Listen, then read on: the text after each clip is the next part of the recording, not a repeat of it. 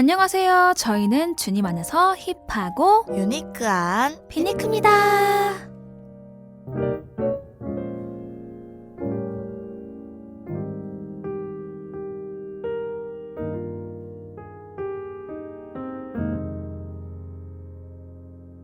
오늘 이 시간 같이 청년 랜선 수련회로 인도해 주신 주님께 감사기도 드리시겠습니다. 모든 창조자이시고 만왕의 왕이신 하나님, 오늘 이 시간 우리에게 귀한 찬양의 시간, 예배의 시간을 허락해 주셔서 감사합니다. 죄인일 수밖에 없는 죄인임에도 불구하고 죄를 자복하고 회개할 때 예수님의 보혈로 씻어주시고 죄 없다고 여겨주신 은혜에 더더욱 감사드립니다. 저희가 이렇게 마음껏 예배드리고 기도하며 하나님을 선포할 수 있는 이 대한민국에 태어난 것은 당연한 것이 아니라 하나님의 은혜입니다.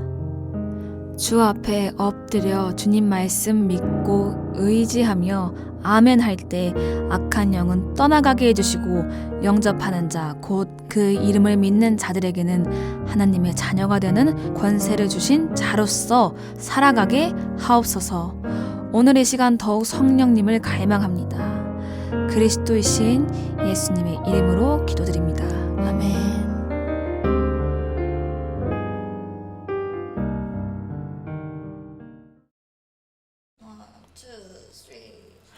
빈들의 마른 풀같이 시들은 나의 영혼, 주님의 허락한 성령 간절히 기다리네. 가물어 메마른 땅에 단비를 내리시듯 성령의 단비를 부어 새 생명 주옵소서.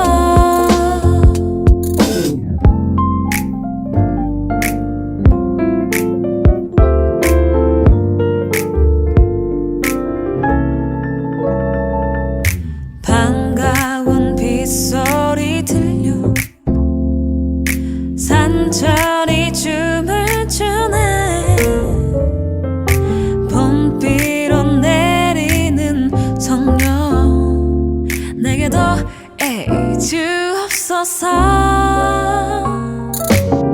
가물어 메마른 땅에 단비를 내리시듯 성령의 단비를 부어 새 생명 주옵소서. yeah. 가물어 메마른 땅에 단비를 내리시듯 성령의 단비를 부어 새 생명 주옵소서. 새 생명 주옵소서.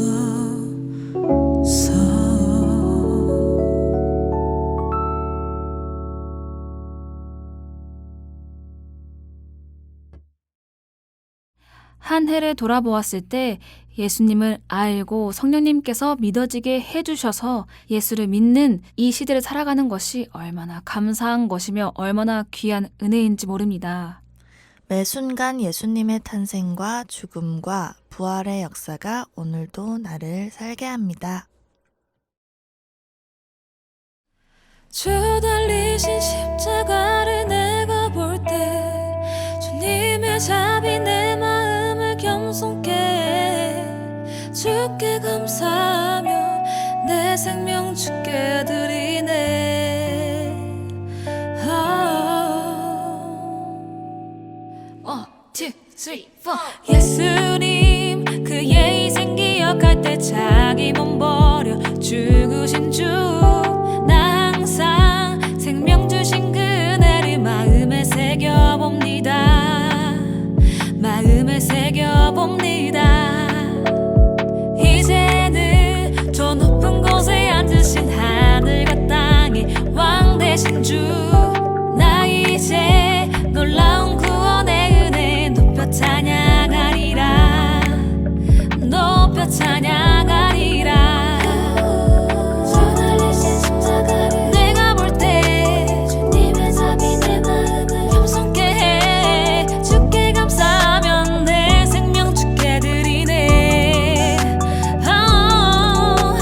주 달리신 십자가를 내가 볼 때에 주님의 잠이 내 마음을 겸손케 해 주께 감사하면 내 생명 주께 드리네 Let's go!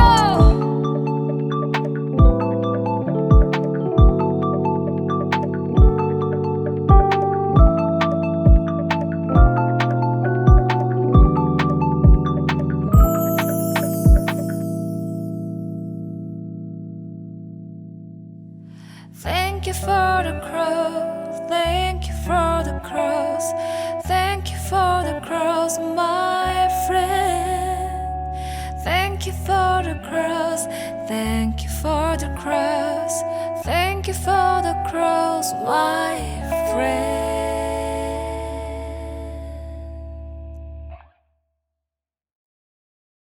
나의 죄를 씻기시고 구원하여 푸는 오직 예수님 뿐입니다.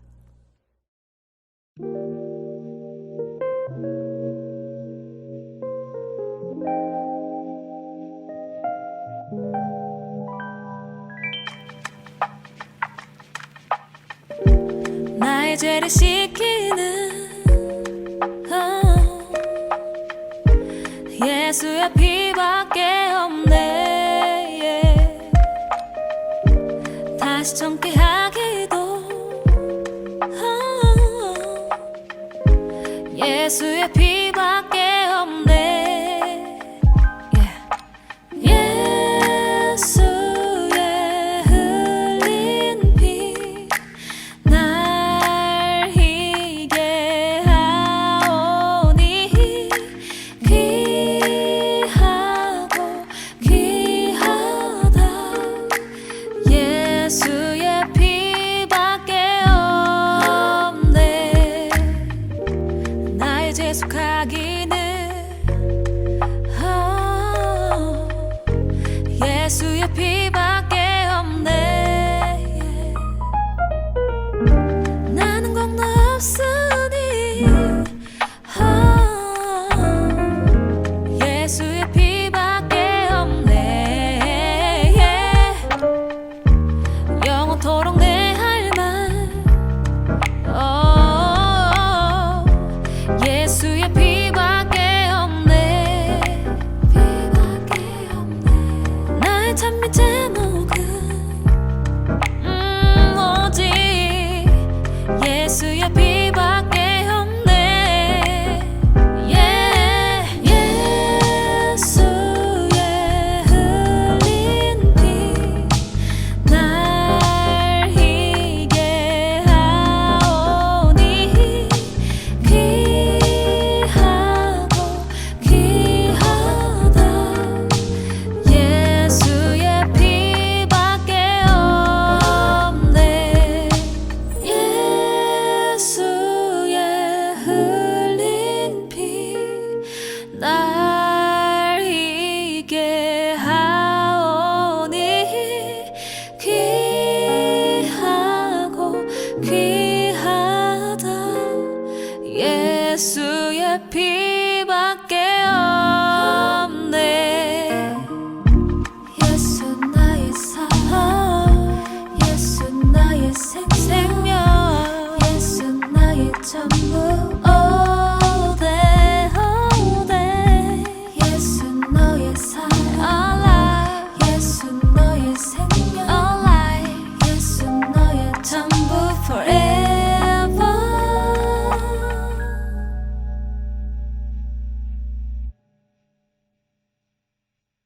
요한계시록 17장 14절 말씀에 그들은 어린 양을 대적해 싸울 것이나 어린 양이 그들을 이길 것이요 그가 만주의 주시며 만왕의 왕이시기 때문에 그와 함께 있는 사람들 곧 부르심과 택하심을 받은 충성된 사람들도 이길 것이다. 모든 전쟁은 주 안에 속해 있습니다. 주님이 여시면 닫을 자 없고 주님이 닫으시면 열 자 없습니다. 예수 우리 왕이여 다 같이 찬양합시다.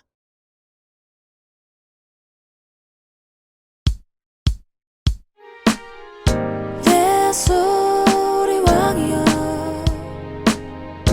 이곳에 오셔서 우리가 함께 드리는 영광을 받아주소서. 예수 우리 주시여 이곳에 오셔서 우리가 주께 드리는 찬양을 받아주소서.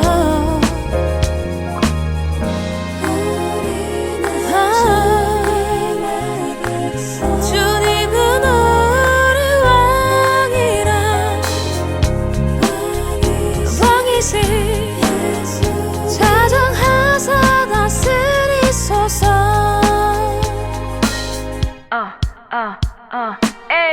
이곳에 계신 주를 찬양해.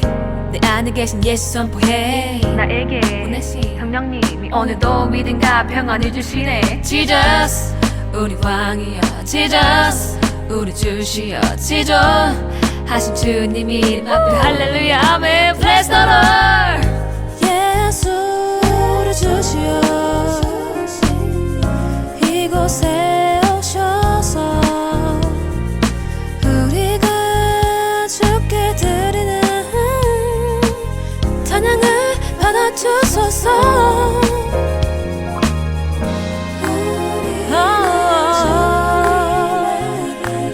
주님은 우리 왕이라 왕이신 예수님 오셔서 좌정하사 다스리소서.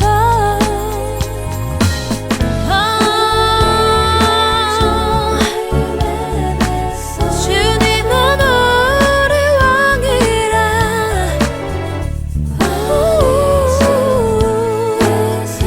이 찬양을 받아주소서.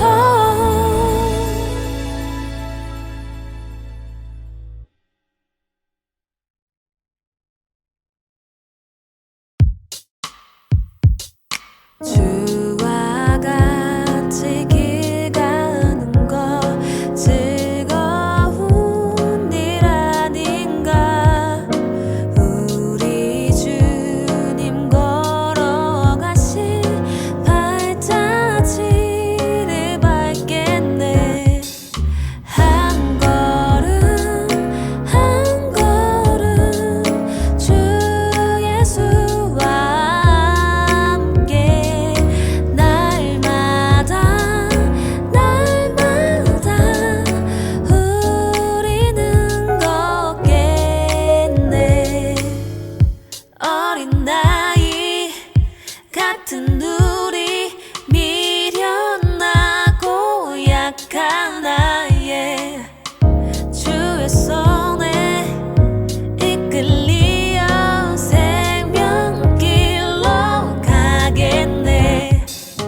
한 걸음 한 걸음 주 예수와 함께 날마다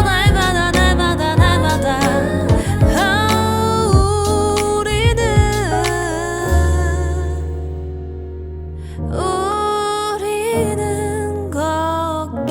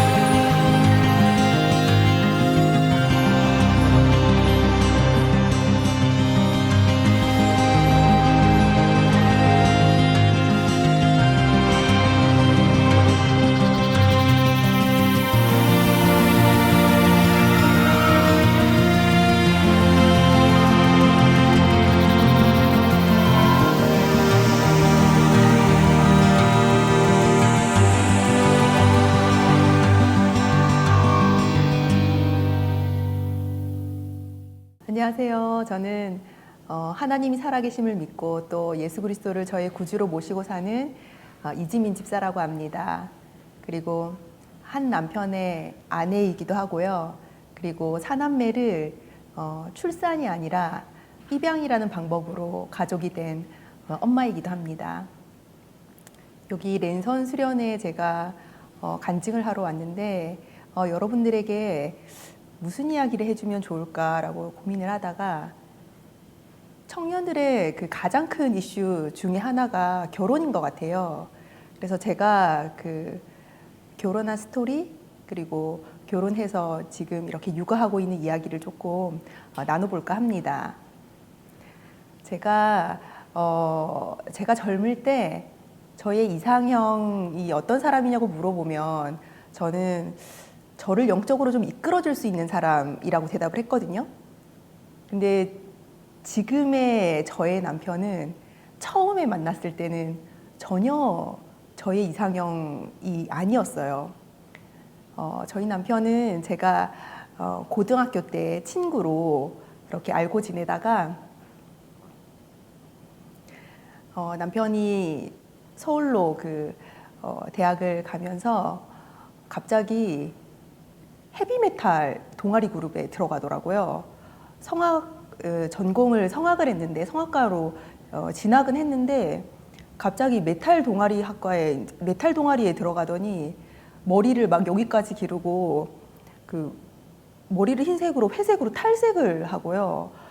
막 귀걸이를 주렁주렁 걸고 다니고 뭐 목걸이에 팔찌에 뭐 옷은 막 나염이 된 그라데이션이 된 막 그런 너무 강렬한 옷에다가 바지도 막 빨간 바지, 파란 바지를 막 그렇게 입고 다니는 거예요. 그때 당시에는 전혀 제 이상형도 아니었고 제가 좋아할 만한 어떤 외모를 가진 사람도 아니었거든요. 근데 희한하게 좋아하는 감정이 생기는 거예요. 그래서 저 스스로 이건 아니다, 이건 아니다 하고 접었거든요. 그러고 나서 남편이 대학을 졸업하고 나서 군대를 가게 되었습니다. 근데 좋아하는 감정이 진짜 조금이라도 있으니까 면회를 가게 되더라고요. 제가 부산 사람인데 부산 근처에 진영이라는 곳에 자대 배치를 받게 됩니다. 그래서 제가 그 이병이었던 시절에 면회를 가게 되거든요. 근데 면회를 딱 갔더니 남편이 하는 얘기가 우리 이제 사귀자는 거예요. 너무 자존심이 상하더라고요. 사회에서 뭐 재미있는 거 많을 때는 아무 얘기도 안 하다가 군대 가가지고 외로우니까 사귀자고 얘기하나 보다라고 생각이 드니까 막 자존심이 상하고 되게 기분이 나쁘더라고요. 근데 딱 돌아서는데 미소가 딱 지어지는 거예요. 기분이 좋아서. 그래서 그러한 어떤 우여곡절 끝에 저희가 남편이 군대 시절부터 사귀게 되었습니다. 근데 남편이 이제 군대를 가니까 세례를 받더라고요. 그 전에는 전혀 신앙이 없던 사람이었거든요. 군대에서 세례를 받더니 그 군대 교회에 성가대 지휘를 하게 되었습니다. 그 지휘를 또 한참 하다가 군인 창작 찬양 경연대회를 나가서 상을 받아 오더라고요. 그래서 군대를 들어갈 때는 전혀 뭐 신앙생활을 하는 사람이 아니었는데 군대를 제대할 때는 교인이 되어서 나왔습니다. 그렇게 이제 남편이 군대를 제대할 즈음에 저는 어떤 걸 하고 있었냐면 저는 간호학과를 진학해서 무사히 졸업을 한 뒤에 서울의 그 연세대학교 신촌 세브란스 병원에 중환자실 간호사로 근무를 하고 있을 때였거든요. 그래서 남편이 본인도 유학을 준비해야 되니까 서울로 올라오게 되었고 저도 마침 서울에서 직장 생활을 하고 있었습니다. 저희가 이제 같이 다닐 수 있는 어떤 교회를 정해야 되니까 어디를 갈까 이렇게 고민을 하다가 서빙고에 있는 온누리 교회를 다니게 되었습니다. 주일에 예배를 이렇게 쭉 가던 중에 어느 날 남편이 갑자기 새벽 예배를 가야겠다는 거예요. 그래서 몇 번 뭐 가다 말겠지라고 생각을 했는데 한 번, 두 번 가더니 이게 뭐 일주, 이주가 되고 뭐 한 달이 넘게 새벽 예배를 혼자 막 그렇게 열심히 가더라고요. 그러던 어느 날 저하고 청년 예배를 갔는데 남편이 거기에서 성령 세례를 받게 됩니다. 그래서 예수 그리스도를 인격적으로 만나고 자기가 죄인임을 고백하게 되고 하나님 안에서 완전히 꼬꾸라지는 그런 경험들을 하고 그 예배를 딱 드리고 나오더니 세상이 달라 보인다는 거예요. 십자가만 봐도 눈물이 나오고 내가 정말 죄인이고 예수님이 나를 위해서 십자가에 매달리신 그 사건이 너무나 은혜가 되고 감사하다라는 거였어요. 그래서 들어갈 때는 그냥 멀쩡히 들어갔다가 나올 때는 완전히 거듭나서 나오는 그런 은혜 경험들을 하게 되었습니다. 그렇게 한 9개월, 한 몇 개월 정도의 유학 준비를 하고 남편이 이태리 유학을 떠나게 됩니다. 저희가 사실은 제가 남편하고 연애를 7년 6개월을 했거든요. 근데 군대 2년을 다 기다리고요, 제가. 유학을 6년을 했는데 그 유학을 다 기다렸습니다. 그래서 결국에는 여러 가지 그 사건 끝에 결혼을 하게 되는데요.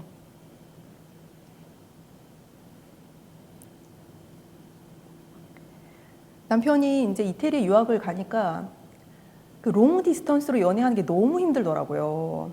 이제 혹시 그 롱디로 연애를 하는 분 있으시면 진짜 응원드리고 격려해드리고 싶거든요. 너무너무 힘들었어요.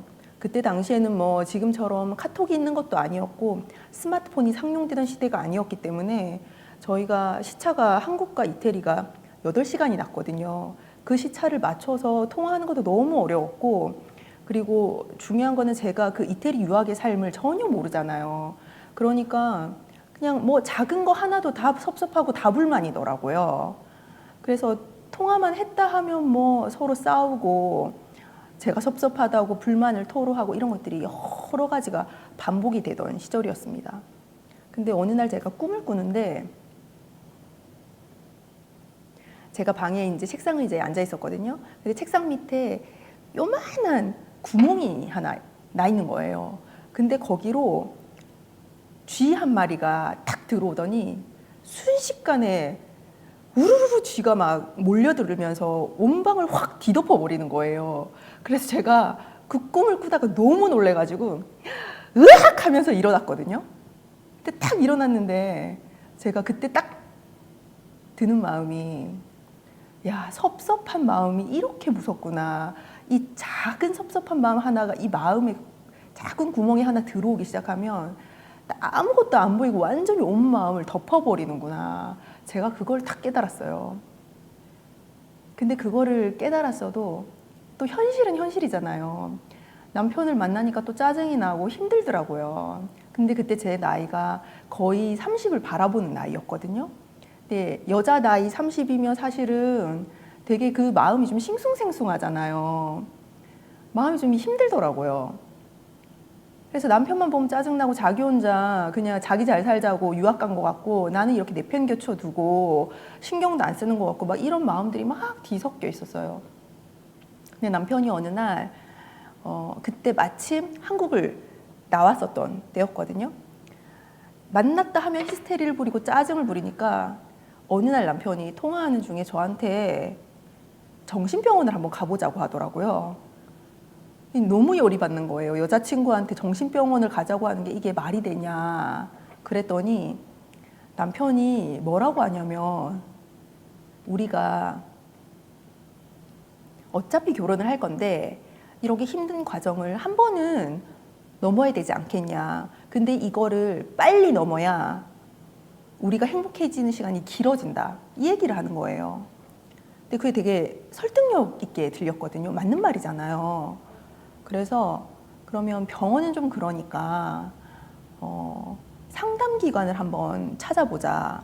교회 안에 가정 상담을 해주시는 그런 기관들이 많으니까 우리 한번 그런 곳을 한번 찾아보자라고 이야기를 하게 되었고 저희가 그렇게 해서 찾아간 곳이 가정사역을 하는 하이패밀리의 부산 산하기관인 뉴패밀리라는 곳에 가게 되었습니다. 거기를 갔더니 그때 담당하시는 그 사모님께서 원래는 여러 기술을 모아서 한꺼번에 이렇게 강의를 해야 하는데 남편이 유학을 하는 중이고 늘 한국에 이렇게 있을 수 없는 특수한 상황이다 보니까 저희 커플만 상담을 특별히 해주시는 그런 배려를 해주셨습니다. 그래서 그 사모님과 저희 커플이 5주간에 걸쳐서 같이 상담 겸 부부 예비 학교를 하게 되었습니다. 첫 시간에는 서로를 이렇게 탐색하고 두 번째 시간에 무엇을 했냐면요.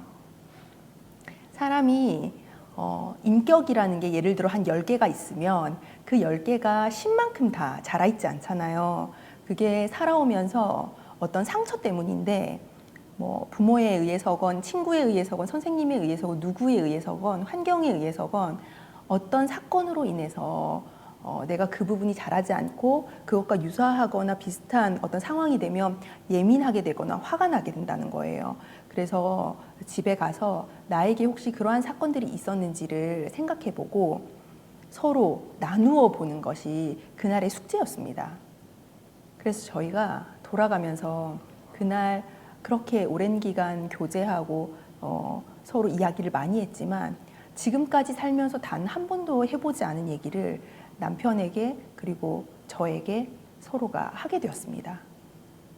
그래서 그걸 딱 들으니까 남편이 이러한 사건 때문에 내가 이렇게 행동했을 때 화를 내고 예민하게 굴었다라는 게 딱 이해가 되더라고요. 그런데 그거를 또 머리로 이해는 했지만 또 가슴으로 내려오고 또 실제로 제가 살면서 행동화하기까지는 또 시간이 걸렸거든요.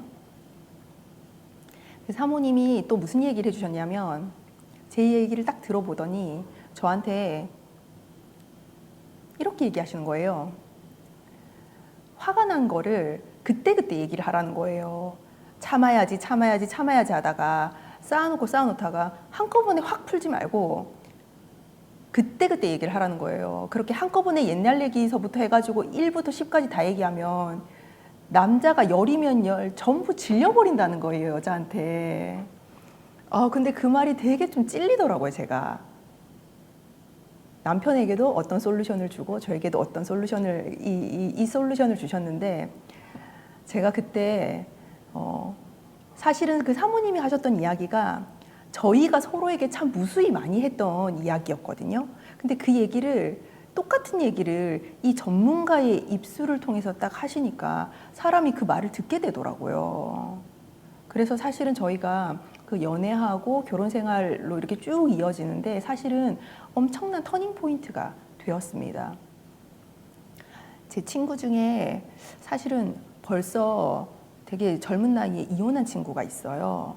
근데 그 친구를 딱 생각하면 야, 이렇게 그 기독교 안에 이렇게 건강한 가정을 꾸릴 수 있는 좋은 프로그램들, 좋은 이야기들이 많은데 이거를 단 한 번이라도 경험을 했으면 이 친구가 과연 이혼까지 이르렀을까? 이런 생각을 제가 가끔 해보거든요. 그 이혼 사유가 어떤 폭력이라든지 극단적인 상황이 아니라 성격 차이였거든요. 근데 사실은 이 성격이라는 게 차이가 나지 않는 사람은 단 한 명도 없잖아요. 그거를 이해하고 어떻게 우리가 슬기롭게 지혜롭게 서로를 받아들이고 합의해서 그렇게 살아가느냐의 문제인데 이거를 사실은 기독교 안에서는 그거를 건강하게 하나님 안에서 말씀 안에서 풀어가는 여러 가지 좋은 프로그램들이 참 많은 것 같습니다. 제가 그거에 정말 큰 수혜자고요. 그래서 사실은 저희가 결혼을 했을 때 어떤 다툼이나 갈등이나 이런 게 사실은 거의 없었어요. 지금까지도요.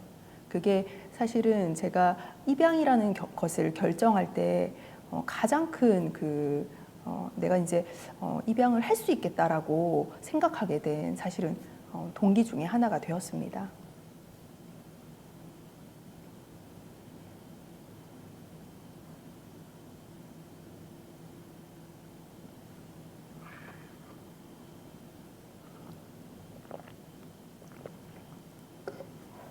그 남편이 6년이라는 유학 생활을 마치고 한국에 귀국을 하게 되었는데요. 저는 그때 당시에 4년의 간호사 생활을 마치고 중학교의 보건교사로 근무하고 있을 때였고, 남편은 사실은 유학하고 온 성악가가 참 직장 생활하기가 어렵더라고요. 한국에서 들어오자마자 막 오페라 무대에 막 대단한 무대에 서는 게 아니라 그때부터 다시 이제 사회 자리를 잡아야 하는, 또 처음부터 시작해야 하는 그런 거더라고요. 그래서 처음에 남편이 왔을 때 처가살이를 조금 했었어요. 그래서 저희가 정말 뭐 집을 구할 수도 없고, 그리고 저도 이제 직장 생활을 하고 해야 해서 남편이 처가살이를 하다가 어느 날은 남편이 이제 서울로 올라가서 본인이 좀 더 활동을 할 수 있는 여러 가지 기반들을 닦아야 되겠다라는 이야기를 해서 저희가 의논 끝에 서울로 올라오기로 결정을 하게 되었습니다. 근데 서울로 올라오려면 집이 있어야 되잖아요. 근데 제가 간호사 시절에 어떤 일이 있었냐면, 간호사 생활을 하려면 집이 있어야 되잖아요. 근데 제가 다니던 그 세브란스 병원은 간호사를 대상으로 기숙사를 제공해 주었거든요. 그래서 2년을 살고 그 다음에 돈을 조금 모아서 그 돈으로 그 병원 근처에 전셋집을 제가 마련해서 살고 있었습니다. 그런데 어느 날 저희 그 엄마가 이제 딸이 어떻게 사는지를 좀 보려고 올라오셨거든요. 근데 서울에 뭐 연고도 없고 아는 사람도 없으니까 올라오시면은 하시는 낙이 그 여의도 순복음교회를 가서 그냥 예배 드리는 거였어요. 그래서 어느 날 금요 철야 예배를 드리러 가셨고, 밤새도록 기도를 하고 아침에 오셨는데 저한테 하시는 얘기가, 지민아, 여기 오피스텔에 혹시 집이 있으면 너가 일단 대출을 받아서 그 집을 사고 그 간호사 생활을 하는 동안 그 대출금을 좀 갚으면 좋겠다는 얘기를 하시는 거예요. 그래서 엄마 말도 참 일리가 있고 하나를 사놓으면 좋겠다 싶어서 제가 대출을 받아서 집을 사놨고, 그리고 제가 간호사 생활 4년을 하고 나서 부산에 내려갈 때는 그 집을 월세를 놓고 내려갔었거든요. 그래서 남편이랑 같이 서울에 상경해야 하는 상황이 되어서 마침 딱 그 집이 생각이 나더라고요. 그래서 부동산에 이제 그 집을 내놓으려고 갔더니 마침 그 딱 몇 년 사이에 4천만 원이 오른 거예요. 그리고 심지어 그날 바로 나갔어요, 집이. 그래서 저희가 그 돈으로 서울의 강동구에 있는 옥탑방, 상가에 있는 옥탑방에 전월세로 그렇게 들어갈 수 있었습니다. 이제 그때부터 제대로 된 신혼생활이 이제 시작이 되는 거잖아요. 남편하고 이제 신혼생활을 딱 하는데 저희가 처음에 가정예배를 드렸거든요, 저녁에. 근데 연애 때와는 다르게 또 결혼 생활을 하니까 뭐 밤새도록 얘기해도 되잖아요. 집에 안 가도 되니까. 그래서 예배를 드리면서 각자의 신앙 얘기, 깊은 얘기들을 쭉 이렇게 하는데, 남편이 한 번은 무슨 얘기를 저한테 해주냐면, 자기가 처음에 하나님을 뜨겁게 만나고 한 번은 하나님이 자기를 그 지구 저 끝으로 쭉 보내는 것 같은 느낌을 이렇게 쭉 보내면서 이 지구를 바라보게 하시더라는 거예요. 그래서 이렇게 지구를 바라봤더니 사람들이 되게 많은데 뭐 찢고 뽑고 살고 뭘 하고 이런 거는 아무것도 안 보이고 오직 예수님을 믿느냐 안 믿느냐만 보이더라는 거예요. 그래서 결국에는 무엇을 하며 사는지가 중요한 게 아니라 내가 그것을 통해서 예수 그리스도를 얼마나 증거하며 사는지가 중요하다는 이야기를 딱 하는데, 제가 그 얘기를 듣는 순간 사실은 제 교만이 완전히 그날 완전히 무너져 내렸습니다. 왜냐하면 제가 사실은 남편하고 결혼할 때 당시에 제가 모태신앙으로 태어나서 제가 믿음의 사대를 잇고 있었거든요. 그래서 신앙적으로 보나 아니면 지금까지 뭐 경제적인 상황이라든지 뭐 집을 구했던 거라든지 뭐 여러 가지를 보나 내가 남편을 좀 이끌어줘야 된다라고 제가 생각을 하고 결혼을 했어요. 그리고 그 가정예배를 드리는 그날까지도 이끌어줘야 된다라고 생각을 했었는데, 하나님이 저한테 주시는 마음이 뭐냐면, 네가 이끄는 것이 아니라 내가 이 사람을 너무 크게 사용할 건데 그것을 사용하기 위해서 너를 돕기 위해 붙였다라는 마음을 딱 주시는 거예요. 그래서 그 예배를 드리고 나서 제가 그날부터 진짜 아내가 남편을 정말 순종해야 하는구나. 남편이 가정의 제사장이구나. 라는 게 제 마음에 정말 크게 와닿았습니다. 그래서 저희가 서로를 이해하고 사랑하고 하면서 신혼생활을 쭉 이렇게 이어왔는데 남편이 그때 서울에 상경해가지고 뭔가 오페라의 큰 무대에 설 거라는 막 그런 기대감을 가지고 저희가 왔는데 이상하게 어떤 성악가로서 활동할 수 있는 그런 무대는 하나도 안 열리고 희한하게 뭐 예배 크고 작은 전국의 예배에서 찬양 간증 집회 의뢰가 계속 들어오는 거였습니다. 남편이 사실은 이태리에 유학할 때 당시에 미국이나 유럽 등지에서 자신이 지금까지 만났던 하나님 얘기와 그리고 그 찬양을 통해서 사람들에게 은혜를 끼치는 그 찬양 간증 집회를 많이 했었거든요.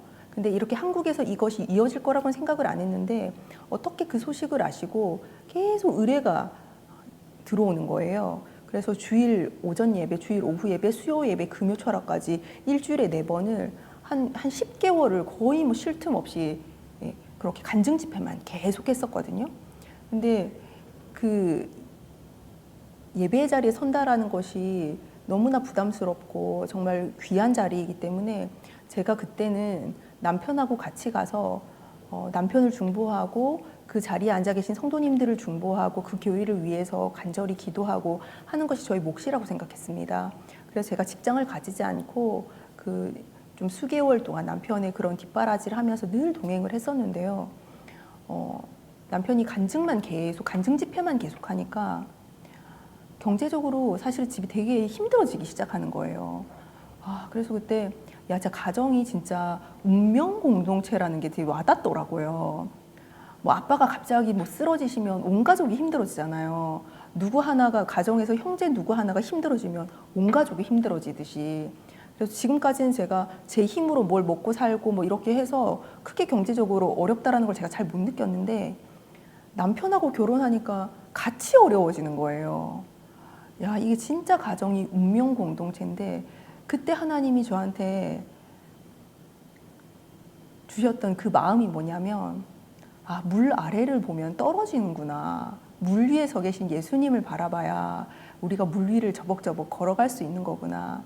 우리가 하나님 일을 하면서 우리의 시선을 하늘에 둘 때 그렇게 하나님하고 함께 감사와 기쁨이 넘치는 그 인생을 살아갈 수 있는구나라는 마음이 딱 들었습니다.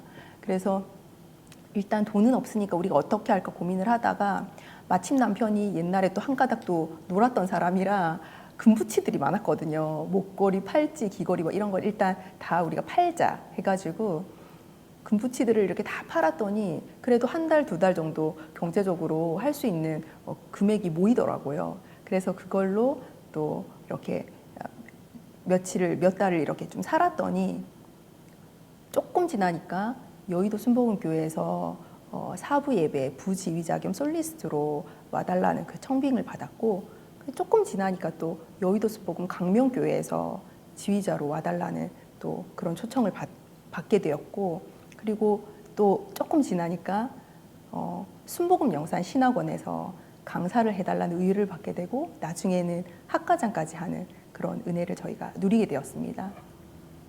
근데 이 삶의 이 쭉 여정 가운데 사실은 저희가 하나의 고민이 있었어요. 그게 뭐였냐면 저희한테 임신이 안 되는 거였거든요. 아기가 안 생기는 거예요. 사실은 저희가 결혼하기 전에 남편도 저도 아이를 되게 많이 낳기를 원했어요. 다둥이 가정이 되게 꿈이었었거든요. 근데 정말 연애 초반에 제가 그 예배를 드리던 중에 하나님 저한테 엄청 강하게 어떤 메시지를 주셨냐면 지민아 내가 너를 사라가 되게 해줄 거라고 하는 그 메시지를 하나님이 되게 강하게 주셨어요. 열국의 어미잖아요.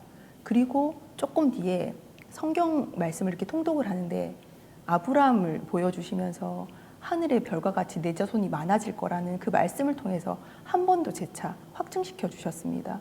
그래서 저는 사실은 결혼을 하면 제가 계속 임신이 될 줄 알았어요. 근데 임신이 안 되는 거예요. 그래서 뭐 문제가 있으면 일단 치료를 해야 되니까 병원을 찾아갔죠.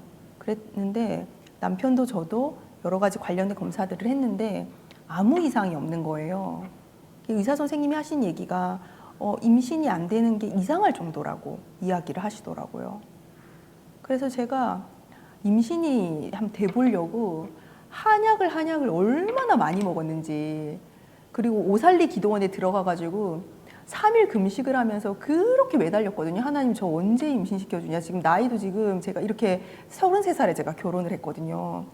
이렇게 나이도 지금 점점 시간이 지나가는데 빨리 주셔야 한 명이라도 더 힘 있을 때 키우지 언제 주시냐 이러면서 하나님한테 막 매달렸는데 대답이 없으신 거예요. 마음에 확신도 없고 평안도 없고. 그때는 몰랐죠. 제가 입양이라는 방법을 통해서 내 아이의 엄마가 될 거라고는 정말 생각도 못 하던 시절이었거든요. 그랬는데 어느 날 남편이 저한테 우리가 입양을 했으면 좋겠는데 한 10명 정도를 했으면 좋겠다는 거예요. 근데 입양은 사실은 되게 좋게 들렸는데 10명은 굉장히 거북하더라고요. 제가 10명을 입양할 만한 어떤 그런 그릇이 되는 사람이 아니라고 생각했기 때문에 처음에 들었을 때는 되게 화를 냈어요. 너무 무책임하게 들리더라고요. 사실은 아이의 양육의 한 8할은 엄마가 하잖아요.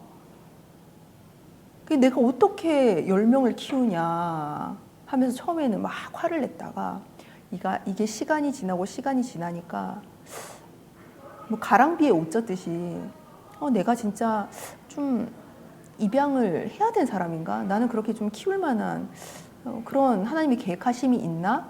라는 생각들이 어느 순간 좀 들게 되었습니다. 그런데 제 아내도 이 한국 사회에서 자라고 그렇게 문화에 젖어 있다 보니까 뭐 혈연, 뭐 남아선호 사상 뭐 이런 것들이 있었던 것 같아요. 그래서 사실 초반에는 어떤 생각까지 했냐면 내가 만약에 입양을 한다면 딸을 입양했으면 좋겠다. 왜냐하면 딸은 예쁘니까. 내가 낳는 아이는 아들이었으면 좋겠다. 내가 낳은 혈육이 내 대를 이어갔으면 좋겠다라는 생각을 제가 그런 생각까지 했었거든요. 근데 나중에 하나님이 이 생각들을 전부 정리시키시고 우리가 하나님께 양자된 자잖아요.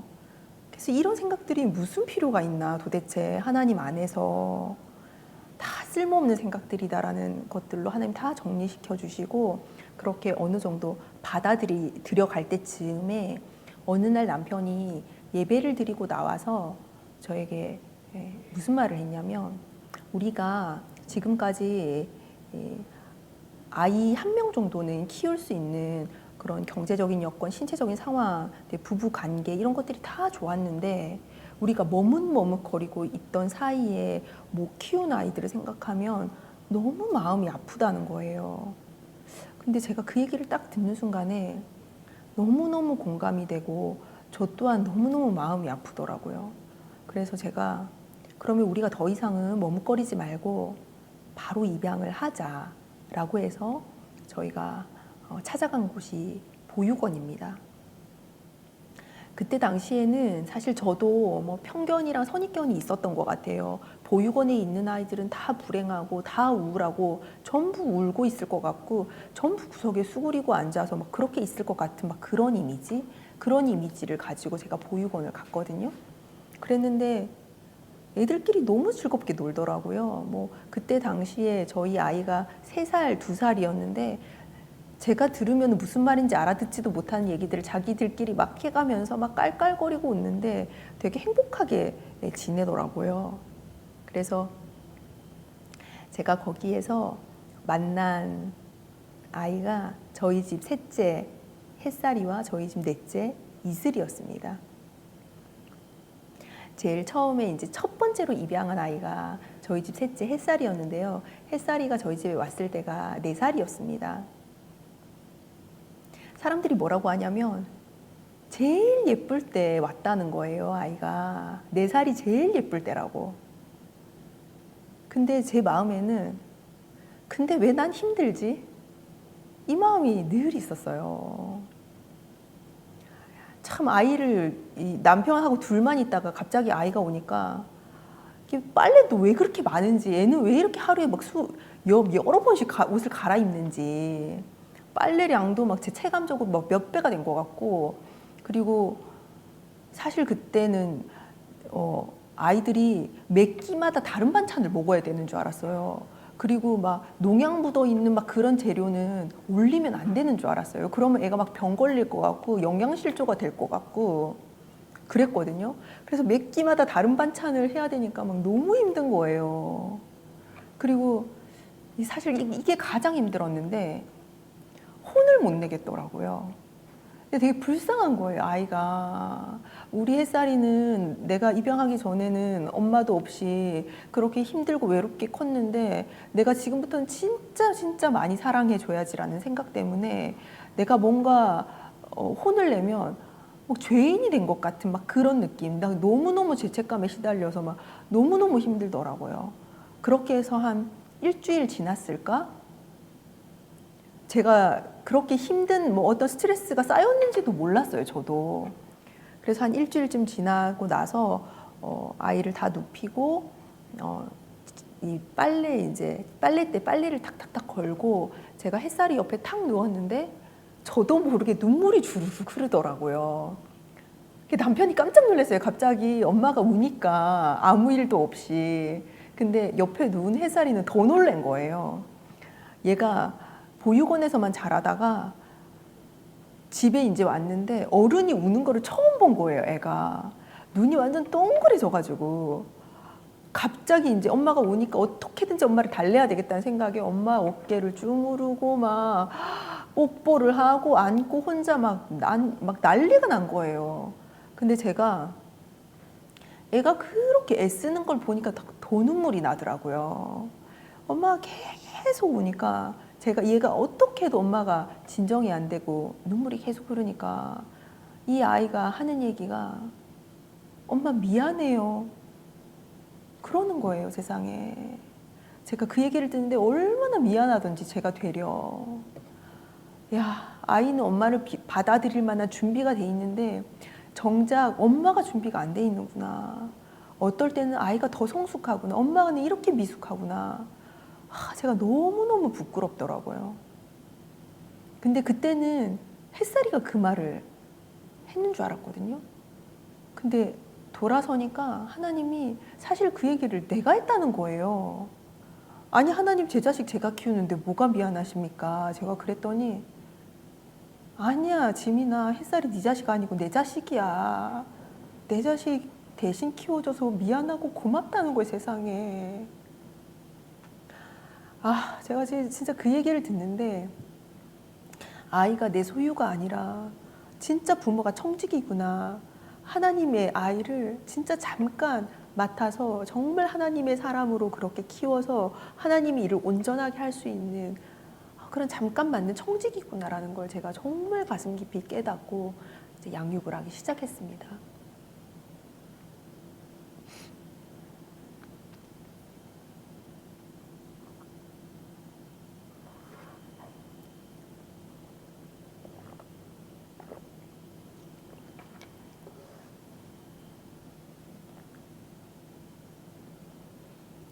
그렇게 햇살이를 입양하고 나서 1년 터울을 두고 넷째 이슬이가 또 입양이 되었습니다.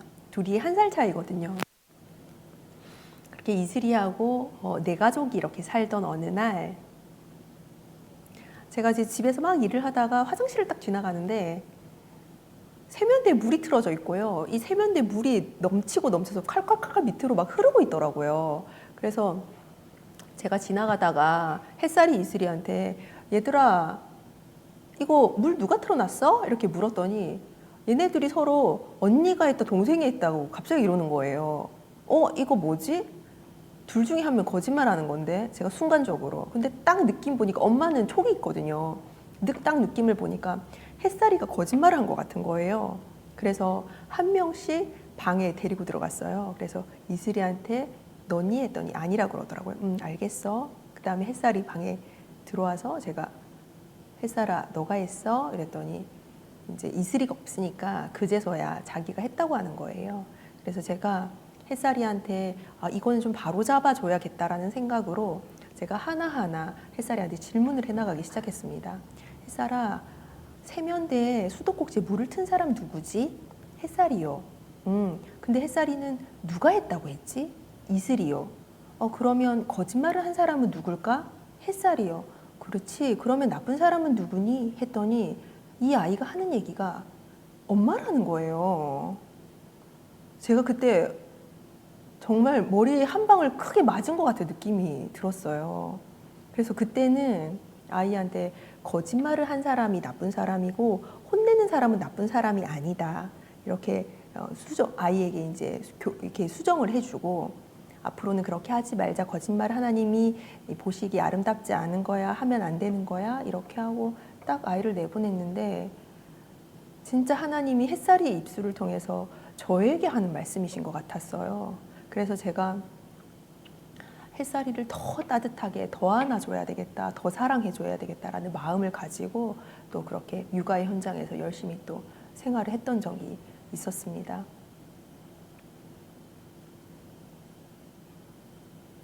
저희가 그 이후에 첫째 하늘이라는 아이를 입양을 하고요. 14살 때 입양을 하고 그 이후에 둘째 산이라는 또 남자아이를 9살 때 입양을 했습니다.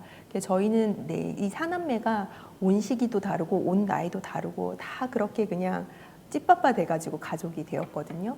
그래서 저희한테 가장 중요한 것은 어떻게 친해지느냐였습니다. 어릴 때 같이 공유했던 추억들이 많지 않아서 어떻게 해야 더 친해질 수 있을까, 더 사랑할 수 있을까를 고민하다가 시간차를 두고 저희가 홈스쿨링을 했었거든요. 큰애는 한 2년 정도 홈스쿨을 했었고 둘째, 셋째, 넷째는 이렇게 세 명이 같이 한 2년 반 정도를 홈스쿨링을 했었습니다. 둘째, 셋째, 넷째를 홈스쿨을 하던 시기였어요. 그때 저희한테 이제 어떤 일이 생겼냐면 블랙아이스 현상이라고 들어보셨는지 모르겠어요. 이게 뭐 밤 사이에 뭐 설이나 이런 게 내려서 온도가 완전히 급강하를 하면 이게 그냥 그 노면에서 얼어버리는 거예요. 근데 육안으로는 전혀 표시가 나지 않는 그런 상황, 이거를 블랙아이스라고 하는데 되게 엄청 미끄러워요. 완전 빙판길이거든요. 진짜 조심하셔야 되는데 제가 부산 사람이라서 블랙아이스 현상이 뭔지도 몰랐고 눈조차 사실은 본 적이 없어요. 근데 저희 집이 가평이거든요. 눈이 굉장히 많이 오는 지역입니다. 그래서 그날도 이제 아이 3명을 태우고 남편이 조석에 있고 제가 운전을 했었어요. 이렇게 딱 가는데 심지어 오후 2시였거든요. 겨울에 가는데 저희 집이 시골이라서 길이 굉장히 꼬불꼬불해요. 그래서 늘 그냥 익숙한 패턴대로 이렇게 핸들을 탁 꺾었는데 갑자기 차가 주광선을 넘는 거예요. 너무 놀랐어요. 그래서 이게 사람이 반사적으로 어떻게 되냐면 핸들을 반대쪽으로 확 꺾게 돼 있어요. 그러면서 브레이크를 탁 잘 밟았는데 가속이 붙는 거예요. 그래서 그대로 10m 아래로 전복이 됐어요, 차가. 그래서 제 쪽으로 차가 완전히 이렇게 누웠고요. 박살이 났어요, 사실은. 완전히 찌그러져가지고 그 다음날 폐차를 했거든요. 엄청난 굉음과 완전 막 카오스와 같은 막 그런 상태로 막 이렇게 떨어져가지고 제가 너무 놀라서 뒤를 딱 봤더니 아이들이 막 소리를 지르고 있더라고요. 남편이 안전벨트를 풀고 일단 뒤쪽으로 가서 아이들을 상태를 보려고 갔고 저는 혹시 차가 어떻게 될지 모르잖아요. 갑자기 막 불이 날 수도 있고 폭파할 수도 있고 막 상황이 어떻게 될지 모르니까 빨리 이 차 안에서 나가야 한다라는 생각으로 조수석 문이 제 머리 위쪽에 있었어요. 이렇게 탁 누웠으니까 이 문을 열어야 된다라는 생각으로 막 이렇게 문을 열었는데 차 문이 진짜 무겁더라고요. 이 팔 힘으로 안 열리더라고요. 이렇게 해서 안 되니까 완전히 머리로 막 이 머리가 막 짓이겨질 정도로 막 해가지고 문을 겨우 열고 제가 위에 올라가서 남편이 아이를 어린 순서대로 이렇게 저한테 주면 제가 아이를 차 밖으로 이렇게 내려놓는 이거를 순서대로 딱딱 했어요. 그래서 막내를 내리고 햇살이 셋째를 내리고 둘째를 내리고 제가 내리고 마지막으로 남편이 차에서 탁 내렸거든요. 딱 그랬는데 저희 남편이 안경을 썼어요. 어머, 근데 세상에 안경조차 안 깨지고 그 누구 하나 다치지 않고 찰가상을 입은 사람도 아무도 없는 거예요. 근데 어찌됐건 검사는 받고 내부적으로 뭔가 이상이 있는지는 봐야 하니까 119를 타고 병원을 갔거든요. 근데 제 마음에 너무너무 죄책감이 드는 거예요. 내가 왜 이렇게 이 운전을 미숙하게 해가지고 우리 애들을 놀라게 하고 애들이 얼마나 놀랬을 거면 이걸로 인해서 혹시 트라우마가 생겨서 앞으로 차를 타지 못하면 어떡하나 막 마음에 이 죄책감이 뒤섞여가지고 막 너무너무 힘들더라고요. 그래서 엑스레이를 찍으려고 이렇게 탁 앉아있는데 눈물이 계속 나오는 거예요. 막 마음이 막 너무 힘들어가지고. 근데 이제 제 옆에 있던 둘째 산이가 저를 딱 쳐다보더니 엄마 말씀이 생각난다는 거예요. 빌립보서 4장 6, 7절 말씀이 생각이 난다는 거예요. 아 그래? 그럼 엄마랑 같이 암송해볼까? 아무것도 염려하지 말고 다만 모든 일에 기도와 간구로 너희 구할 것을 감사함으로 아뢰라. 그리하면 모든 지각에 뛰어난 하나님의 평강이 그리스도 예수 안에서 너희 마음과 생각을 지키시리라. 아멘. 산아, 지금 하나님이 우리 산이의 입술을 통해서 엄마한테 위로하시는 것 같다고. 너무너무 고맙다 하고 아이를 꼭 안아주고 그렇게 무사히 집에 왔습니다. 당연히 아무도 이상이 없었고요. 근데 그날 밤에 제가 하나님한테 무릎 꿇고 그렇게 기도를 하는데 하나님이 저한테 무슨 얘기를 하시냐면 지민아, 너 아이들 더 존귀하게 대하라는 거예요. 하나님 저 애들 존귀하게 대하는데요? 아니야 지민아, 네가 기분 좋을 때만 대하지. 근데 제가 이 얘기를 딱 듣는데 제 안에 사실은 두 가지 마음이 있었습니다. 그게 뭐였냐면 나는 아이들을 더 따뜻하게 더 사랑해주고 더 끌어안아주고 더 친절하고 더 사랑으로 대하고 이렇게 하고 싶은 마음 하나하고 또 하나는 나는 좀 이렇게 해도 돼. 지금 우리가 이렇게 시골에 와서 나는 지금 내가 그렇게 좋은 직장도 다 내려놓고 내 삶을 완전히 애들한테 올인하고 있고 그리고 심지어 지금 난 애가 4명이나 되고 지금 여기는 완전히 시골이고 난 사회생활도 아무것도 안 하고 애들한테만 완전히 이렇게 헌신하고 있으니까 난 좀 화를 내도 돼. 난 좀 짜증을 내도 돼. 이 마음이 두 개가 공존하고 있었거든요. 아마 어머님 아이를 키우는 육아 현장에 있는 엄마들은 다 이해하실 거예요. 공감하실 거예요. 이 두 마음이 늘 같이 가고 있었는데 아니라는 거예요. 하나님이 내가 너한테 원하는 마음은 이 마음이 아니다. 진짜 사랑하는 마음이다. 아이를 끌어안는 마음이다. 더 존귀하게 대하는 마음이다. 라는 마음을 주시더라고요. 그래서 제 마음을 다잡고 더 아이를 끌어안고 사랑하는 그런 마음으로 다시금 육아 현장에서 그렇게 열심히 생활하는 그런 계기가 되었습니다. 제가 엄마가 된 지 3년 만에 자식이 4명이 됐거든요. 사실 먹는 걸로 따지자면 거의 급체하는 수준으로 가족이 늘어난 건데 그 3년 사이에 제가 귀촌을 하고요. 직장을 그만두고요.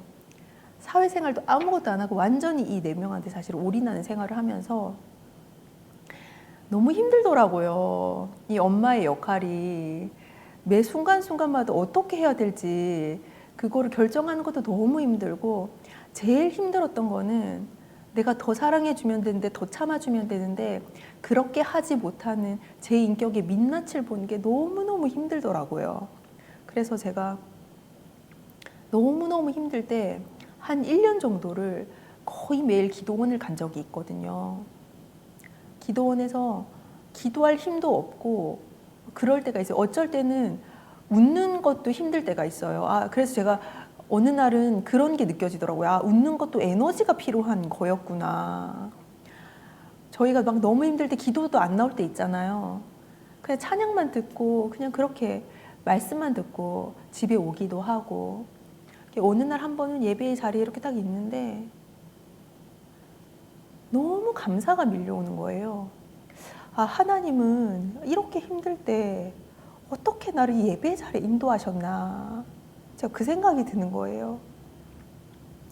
우리가 진짜 힘들고 어렵고 좌절의 순간에 어떤 사람들은 막 술을 막 퍼마시기도 하고, 또 어떤 사람들은 사람을 계속 의지하기도 하고, 또 어떤 사람들은 극단적인 선택을 하기도 하고, 각자의 모습으로 그렇게 힘든 것들을 자포자기하기도 하고 그렇게 해결을 하는데, 어떻게 나는 하나님이 예배의 자리에, 은혜의 자리에, 하나님 만나는 자리에 나를 이 자리에 앉히셨을까?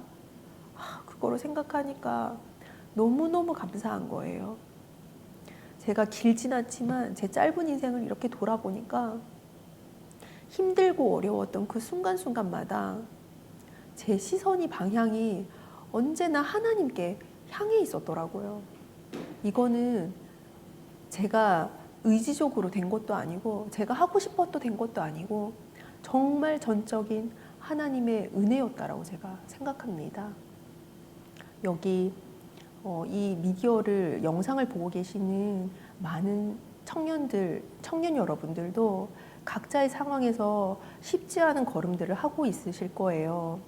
뭐 힘든 것도 있고, 직장에서건 관계에서건 아니면 결혼 문제에서건 그 어떤 것에서건 인생이라는 게 늘 꽃길만 있는 것이 아니라 고난이 넘어가면 더 큰 고난이 늘 기다리고 있는 거더라고요. 근데 그 상황마다 우리가 세상을 의지하는 것이 아니라 온전히 하나님을 의지하면 하나님께서 우리가 생각하지 못했던 방법으로 이 세상을 뛰어넘을 수 있는 관점들을 열어주시는 것 같습니다.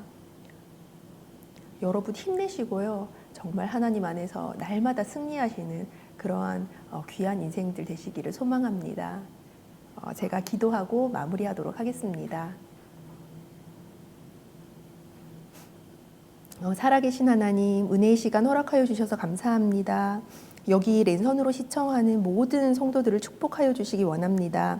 먼저는 하나님을 진정으로 만나서 인생의 방향이 온전히 하나님을 바라보게 하시고, 각자의 사명과 비전을 발견하고 하나님을 기쁘시게 하는 인생으로 살아갈 수 있도록 인도하여 주시옵소서. 삶이 힘들고 어려울 때마다 우리 삶의 주인 되시는 주님께 모든 것 의탁하고 나아갈 수 있도록 굳건한 믿음 허락하여 주시옵소서. 감사드리며 이 모든 말씀 예수님의 이름으로 기도드립니다. 아멘. 감사합니다. 제가 콧물이 나와가지고.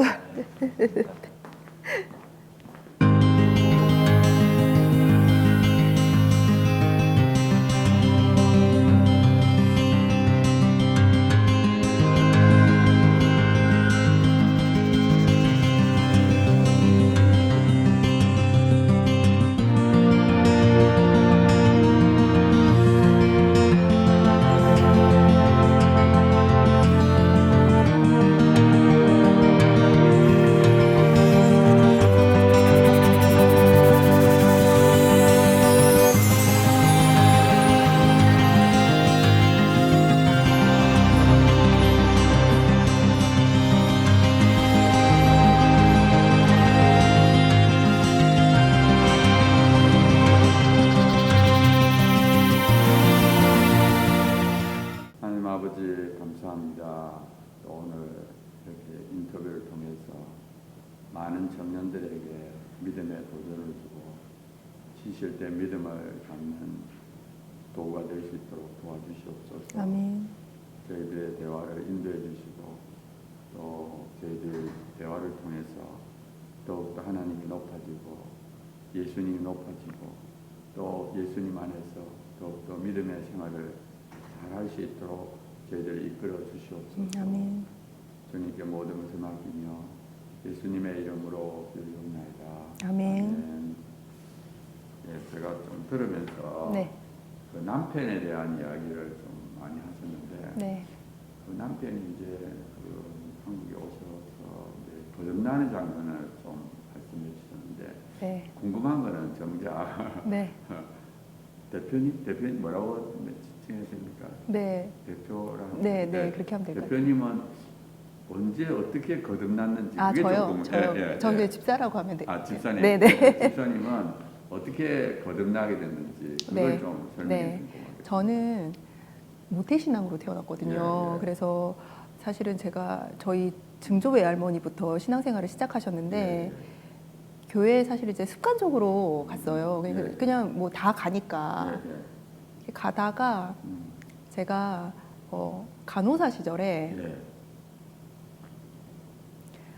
너무 힘들더라고요, 교수님. 예. 이 간호사 생활이 이 사실은 간호학도일 때도 진짜 그 공부하는 게 쉽지 않았거든요. 예. 그래서 한번 뭐 교수님이시니까 이 공부에는 사실 일가견이 있어서 제가 뭐 간호학 공부가 어렵다 이렇게 얘기하기가 제가 좀 민망스러운데 사실은 제 입장에서는 예. 간호학도로서의 생활이 진짜 만만치 않았거든요.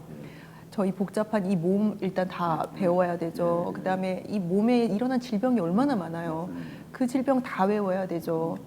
그 질병을 치료하는 약 다 외워야 되죠. 그 약이 우리 몸에 어떻게 작용하는지 외워야 되고, 그다음에 병원에서 또 쓰는 용어가 따로 있거든요. 그게 영어가 아니거든요.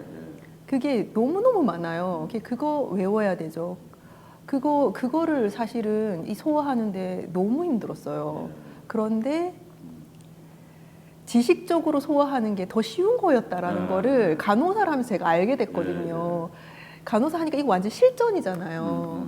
전국에 뭐 숨이 꼴딱꼴딱 하시는 그렇죠. 분들이 다 오시잖아요. 그 연세대 세브란스 병원에 다 몰리시는데 제가 거기에서 진짜 단 한 번의 실수도 용납할 수 없잖아요.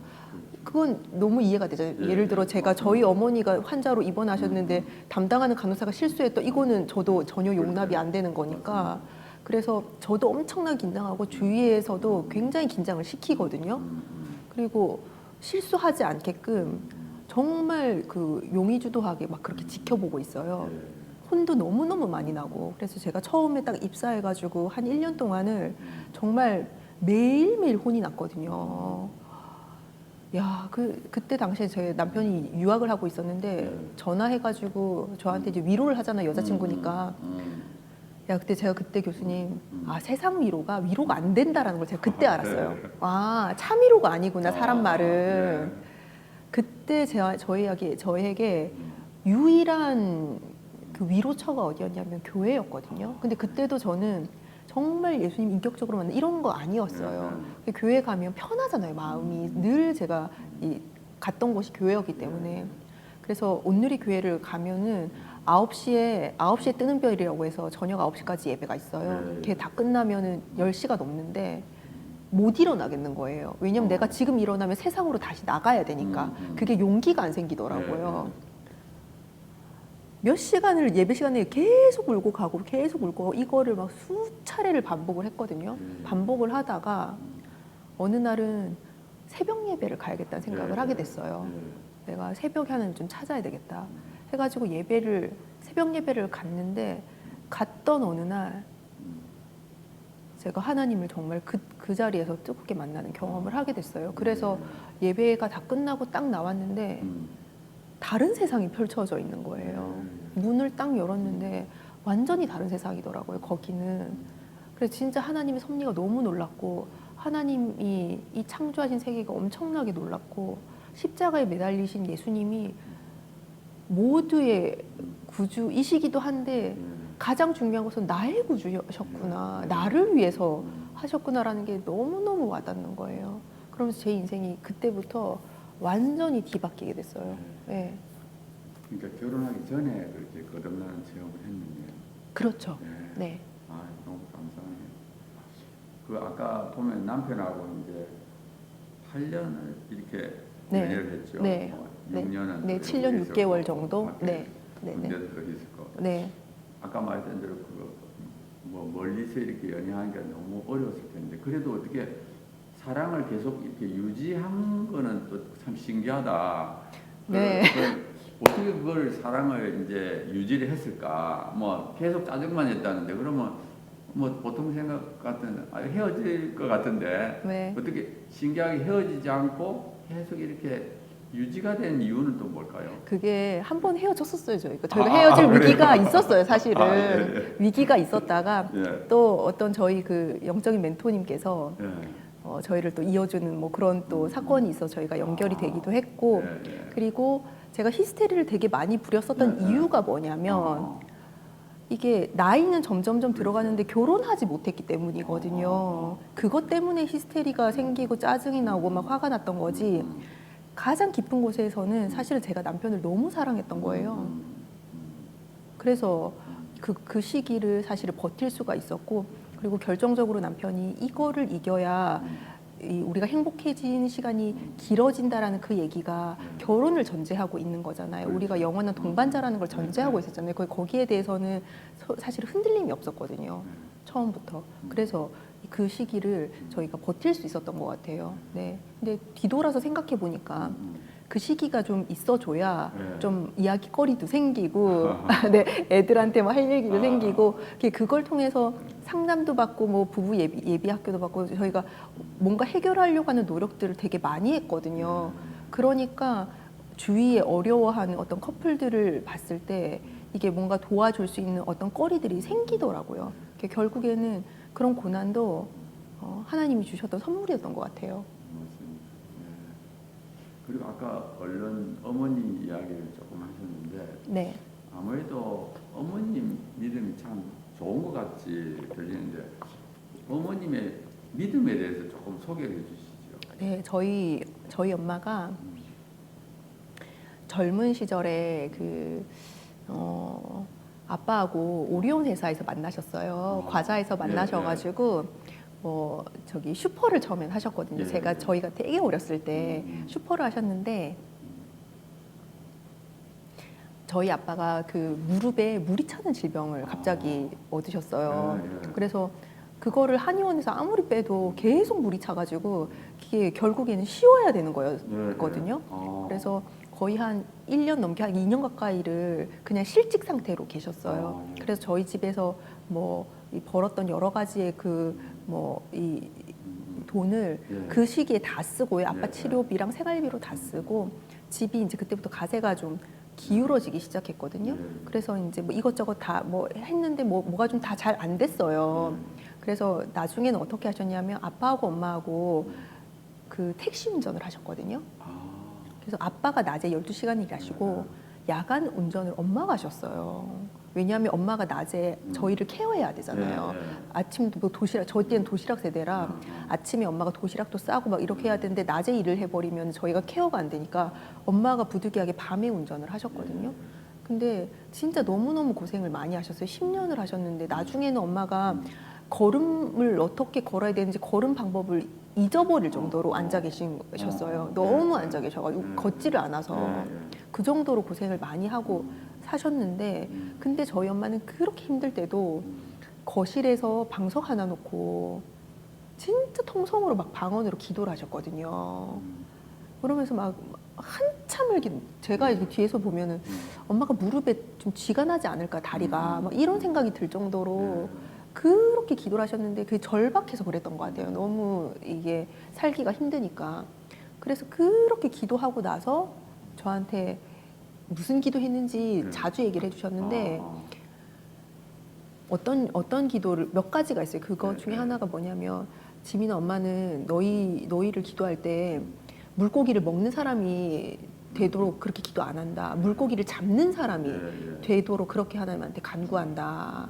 그리고 또 하나는 관계 축복을 달라고 기도한다. 어디를 가든지 좋은 사람, 형통한 사람, 악인은 피하고 복된 사람들만 만나게 해달라고 하나님한테 그렇게 기도한다.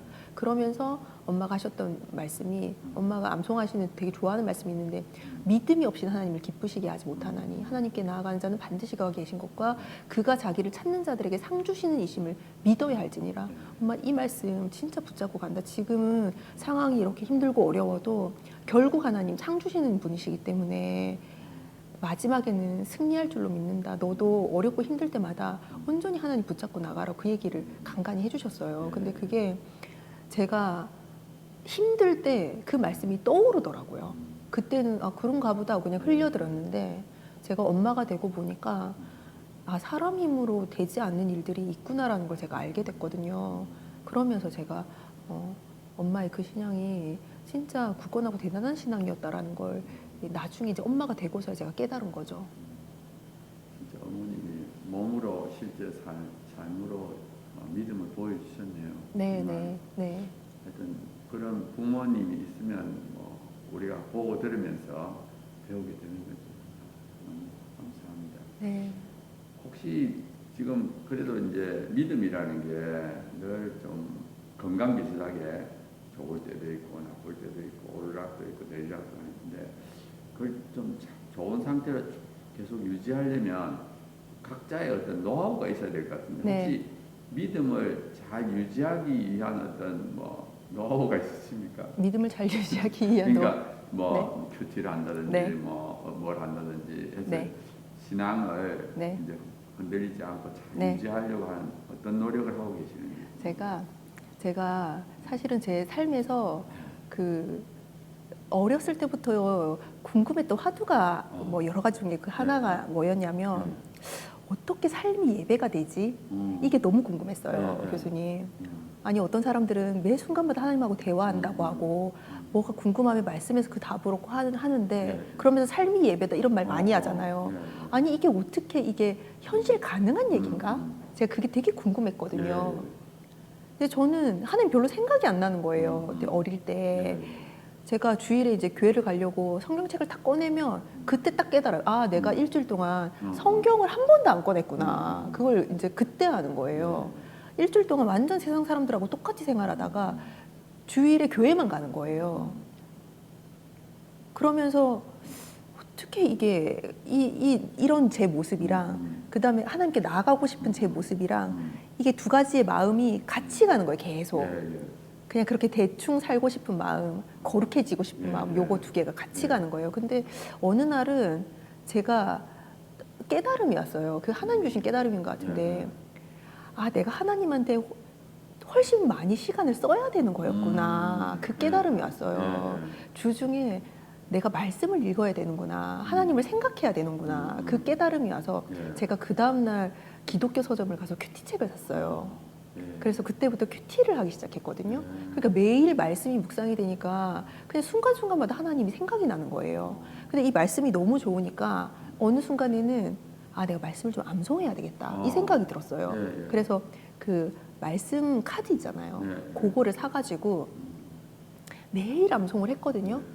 이거는 제가 엄마가 되기 전까지 매일 했던 경건 훈련인데 엄마가 되고 보니까 사실 교수님 아까 제가 말씀드렸듯이 3년 동안 애가 4명이 됐잖아요. 이게 정말 너무너무 정신없는 일이거든요. 정말 정신없이 살았는데 그러면서 사실은 제 경건 훈련에 뭔가 이 정신이 없으니까 이게 자꾸 우선순위에서 밀려나는 거예요. 요것부터 먼저 해야 되는데 자꾸 아이를 먼저 보는 걸로 자꾸 이렇게 되더라고요. 그래서 제가 했던 게 뭐냐면 큐티를 가지고 가정 예배를 해야 되겠다라는 생각을 하게 됐어요. 그래서 아이들하고 각자 제가 큐티를 봐주면서 자연스럽게 가정 예배로 이렇게 해가지고 지금도 하고 있거든요. 그거를 지금은 아이들이 큐티를 하도 하니까 아침에 일어나자마자 무조건 큐티책을 펴가지고 큐티를 하고 그걸 가지고 가정 예배 시간에 가서 각자 얘기를 하거든요. 그런 식으로 뭔가 이게 시스템을 만들어 놓으니까 제가 가정 예배를 해야 하는 것 때문에라도 큐티를 하게 되는 거예요. 어쩔 때는 매일 안 할 때도 있잖아요. 왜 사람이. 근데 그것 때문에라도 제가 큐티를 하게 되는 거. 요거 하나가 있고 그 다음에 최근에는 말씀을 너무 암송하고 싶은 이 마음이 또 옛날에 그게 너무 좋아가지고 다시 또 일어나는 거예요. 근데 저 혼자 하면 또 흐지부지 될 수 있잖아요. 사람이기 때문에. 그래서 제가 교회 집사님들하고 그 암송방을 만들었어요. 카톡방을. 그래서 매일 자기가 암송한 거를 그 음성 메시지로 올려요. 그렇게 하면 저 스스로를 계속 점검할 수가 있으니까 그렇게 해서 그 말씀 생활이랑 지금 요거 암송하는 거랑 요거 계속 같이 하고 있어요. 그러니까 이게 말씀을 아침에 하면 내가 혹시 까먹은 거 아닌가 싶어 점심 때 생각나거든요. 그럼 또 한 번 더 암송해보고 저녁 때 한 번 더 암송해보고 이렇게 하니까 이게 하루 종일 묵상이 되더라고요. 그러니까 이게 아 내가 이 말씀이 이런 뜻이었는지는 몰랐는데 이게 이제서야 아네 이런 게 자꾸 생기더라고요. 그렇게 하면서 말씀하고 계속 가까이 가는 그런 삶이 좀 유지가 되는 것 같아요. 아이고, 너무 좋은 아이디어네요. 아이들 덕분이에요, 사실은. 그렇네요. 네. 지금 아이들이 그럼 몇 살입니까? 지금 아이들이 첫째가 19살이고요. 19살. 둘째가 14살, 네. 셋째가 11살, 넷째가 10살. 네. 그럼 입양을 시작한 지 한 얼마나 됐죠? 이거 지금 입양을 시작한 지 한 7년, 7년. 7, 8년 정도 된 것 같아요. 네. 그럼 지금 거의 뭐 애들이 다 사춘기라 하면 사춘기를 네. 지나고 네. 뭐 이런 시기네요. 네, 네. 그래도 그 사춘기를 지나면서도 뭐 가정 예배를 이렇게 계속 드리니까 네. 큰 어떤 문제가 없이 잘 지나온 겁니까? 어떻게 됩니까? 아니, 사춘기를 겪었어요, 네. 그래도. 아니, 하기 싫어할 때도 있어요. 네. 하기 싫어할 때도 있어요, 아이들이. 근데 제가 어릴 때 가정 예배를 드렸었거든요, 저희 네, 집에서. 네, 네. 근데 그때는 뭐 그런 책자가 뭐 이렇게 많지 않았거든요, 교수님. 그래서 저희 엄마가 찬양 반주하시고요. 그냥 아빠가 인도하시는데 각자 돌아가면서 그 말씀을 한 장을 돌아가면서 한 구절씩 읽었어요. 그렇게 하고 기도하고 마무리하는 거였는데 네. 제가 사춘기 때를 이렇게 회상을 해보면 되게 그 자리에 앉기가 싫었어요. 지겹고 아빠가 이제 한번 이렇게 읽으시면 아, 아빠 왜 자꾸 저 말씀 틀리지? 막 틀리게 읽으시지? 막 이런 생각도 혼자서 하고 막 이랬거든요. 그랬는데 그때는 앉기가 싫었는데 그거를 제가 엄마가 되고 보니까 그 시간이 너무너무 귀했던 거예요. 그래서 제가 지금 이거를 버티면서 제가 여기까지 오기까지 이 신앙의 내공이 그런 거 하나하나가 다 모여서 지금의 나를 완성한 거잖아요. 그거를 제가 느끼니까 아이들한테 뭐 막 강압적으로 하진 않지만 계속 이게 왜 중요한지에 대해서 계속 얘기해 주거든요. 어렸을 때 얘기를 예배를 하면 아이들이 어쨌든 한 자리에 모이니까 신앙적인 얘기를 할 수 있는 기회가 되잖아요. 그래서 그때 제가 어렸을 때 얘기 그리고 이게 왜 엄마는 이게 소중하다라고 생각하는지 그리고 엄마가 어렸을 때 겪었던 경험들을 계속 얘기해 줘요. 그래서 아이들이 조금 좀 하기 싫을 때는 있지만 이게 지금은 완전히 받아들인 것 같고 그리고 지금 둘째가 14살이니까 사실은 사춘기라고 생각할 수 있잖아요. 근데 제가 최근에 되게 몸이 좀 아팠던 적이 있거든요. 그때 너무 힘이 들어가지고 예배를 인도하지 못할 것 같다라고 이 둘째가 생각했던 것 같아요. 그래서 저한테 엄마 그러면 가정 예배 제가 인도할까요? 하고 물어보더라고요. 그래서 그래 그러면 산이 네가 좀 인도해 줄래? 해가지고 그날은 제가 앉아 있고 산이가 예배를 인도했었어요. 그러니까 아이들이 그거를 받아들이고 있는 것 같아요. 그 7년 동안 이제 애들을 키우는데 홈스쿨링을 한다 그랬잖아요. 네, 네. 홈스쿨링을 4명을 하고 지금 다 학년이 다 틀리는데 네. 혼자서 그렇게 네. 할 수 있습니까? 제가 홈스쿨, 궁금하더라고요. 네, 홈스쿨을 사실은 첫째가 19살이고 둘째가 14살이니까 네. 나이 터울이 너무 많이 나잖아요. 맞아요. 그래서 첫째는 사실은 14살에 입양 왔거든요. 네. 그래서 입양 오자마자 한 거의 2년 가까이를 홈스쿨을 했고 그리고 나서 이제 첫째는 대안학교를 갔어요. 네, 기독교 네. 대안학교를 진학을 했었고 그 나머지는 이제 이 둘째, 셋째, 넷째는 동시에 요거를 진행을 했는데 그때 홈스쿨의 저희의 그 주 목적이 뭐였냐면 학습이 아니었고요. 저희가 가장 중요하게 생각했던 거는 우리가 서로를 더 사랑하는 거였었거든요. 그래서 공부는 제가 조금 도와줄 수는 있지만 자기 스스로 할 수 있는 거는 최대한 스스로 할 수 있게 그렇게 했었고 그리고 많이 다녔어요. 그리고 그때 사실 코로나랑 살짝 겹쳤었거든요. 그러면서 아빠도 늘 집에 좀 있는 상황이어서 그렇게 5명이서 어디를 되게 많이 다녔어요. 그래서 그런 추억들을 이게 교수님 이게 나이가 이게 시간이 지나니까 내가 그때 이 사건을 해서 기분이 되게 안 좋았어. 뭐 이런 디테일은 별로 생각이 안 나고 어디를 딱 가면 아 엄마랑 여기 왔었는데 뭐 짜장면 먹으러 엄마랑 여기 먹었었는데 요것만 기억나더라고요. 그러니까 아이들한테 그런 가지수를 많이 넣어주는 게 되게 중요하다라는 생각을 하게 돼서 저희가 그때는 그런 추억들을 많이 쌓는 노력들을 좀 했었던 것 같아요. 그래도 아까 제가 들으면서 참 놀란 게 3년 동안에 4명을 입양을 했잖아요. 네, 네. 그렇게 갑자기 그렇게 많이 하려고 한 이유가 있습니까? 그게 제가 보육원을 딱 갔는데 너무 애들이 많은 거예요. 가정이 없는 애들이 너무 네. 많은 거예요. 교수님, 저는 진짜로 제가 뭐 부유하게 살았거나 이런 게 아닌데 그냥 가정의 울타리 안에 있는 것 자체가 그냥 그게 안전이더라고요. 근데 그 울타리가 없는 애들이 너무 많은 거예요. 그거를 보육원 가서 알았어요, 제가. 그냥 내가 진짜 편하게 살았구나, 지금까지. 이런 것들을 모르고 산 것 자체가. 그래서 제가 막 입양이 막 사명감에 불타가지고 막 이래서 시작한 게 아니었는데 이거 현실을 보니까 그 사명감이 생기더라고요. 그러니까 하나님이 원래 보이는 사람이 하는 거잖아요. 뭐든. 이 교수님도 보이기 때문에 이걸 하고 계시는 거잖아요. 랜선 수련회를.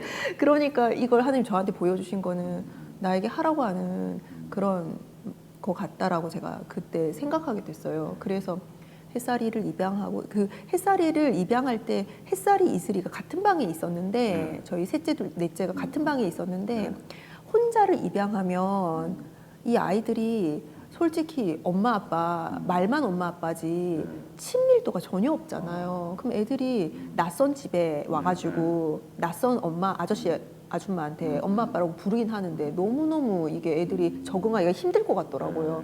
그래서 2명을 입양을 동시에 결정을 했거든요.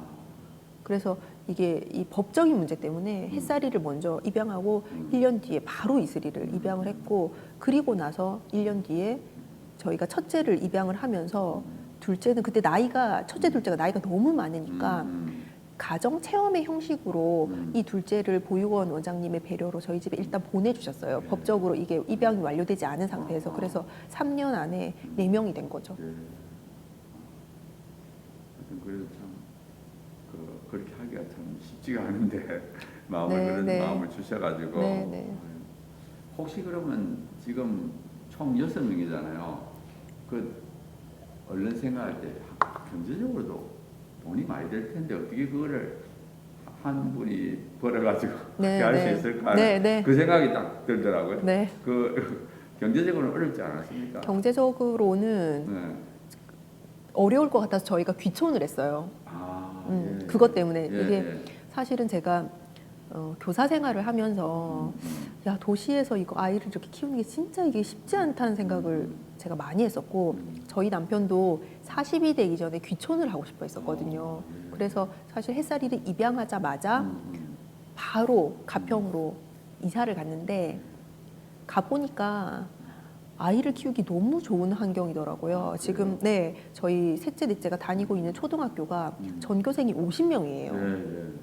그리고 거기가 가평이 인구가 워낙에 작기 때문에 교육 혁신 도시거든요. 그 도시 자체가. 그래서 나라에서 그 지자체에서 주는 혜택들이 너무 많아서 정말 그 코로나가 전이거나 후 뭐 요때는 매달 체험 활동을 갔어요. 매달 체험 활동에다가 셔틀 버스가 있거든요. 그래서 등하교도 셔틀 버스로 하고요. 돈이 안 들어요. 그리고 뭐 생활비랑 뭐 이런 것들은 근데 그때 또 도와주시는 분이 있으시더라고요. 근데 이게 참 희한한 게 교수님, 하나님이 많이는 안 주세요. 넉넉하게는 안 주세요. 그냥 딱 필요한 만큼만. 그렇게 해서 그때 그냥 그 시기를 딱딱딱 넘기면서 그렇게 지금 지내고 있어요. 요즘은 나라에서 좀 4명이면 좀 혜택을 많이 옵니까? 다자녀 혜택이요? 다자녀 혜택을 지금은 아직 뭐 큰애가 내년에 대학 가는데 대학 가기 직전이니까 크게 뭐 다자녀 혜택은 잘 모르겠는데 입양 아이들은 입양 지원금이 있거든요. 그래서 한 달에 15만 원씩 나오는 뭐 그런 혜택이랑 그 다음에 의료 혜택이 있어요. 이게 병원을 가면은 돈을 안 내요. 성인이 될 때까지. 그때만. 우리나라 살기 좋은 나라더라고요. 진짜 좋은 나라죠. 그러면 4명을 이렇게 입양해서 지금 다 4명이 남자입니까? 아니요, 첫째부터 남남 여여 이렇게. 남남 여여. 밑에 2명은 여자녀. 네. 혹시 뭐 걔들을 키우면서 무슨 뭐 얘들이 뭐가 됐으면 좋겠다 뭐 그런 꿈들이 있습니까? 꿈이요. 저는 뭐 얘가 딱 직업이 뭐가 됐으면 좋겠다 이런 거라기보다는 먼저는 정말 하나님을 진짜 제대로 만났으면 좋겠어요. 살아계신 하나님을 만나면 우리가 무엇을 하든지 그냥 하나님의 도구로 사는 거잖아요. 그리고 우리 삶이 하나님께 그냥 가는 과정이잖아요. 빨리 만나면 만나서 하나님께 정말 많이 쓰임 받으면 좋은 거잖아요. 그래서 자기의 달란트를 발견하면 정말 뭐 그렇게 하면 금상첨화겠지만 그렇게 하지 못하더라도 이렇게 무엇을 하든지 정말 살아계신 하나님 제대로 만나서 하나님 기쁘시게 하는 인생으로 그렇게 살아가는 게 제 꿈이죠. 아이들을 바라볼 때. 그럼 네 명 중에 어떻게 좀 영적인 체험, 거듭남의 체험을 좀 하고 있습니까? 애들이? 아니요. 아닙니까? 네.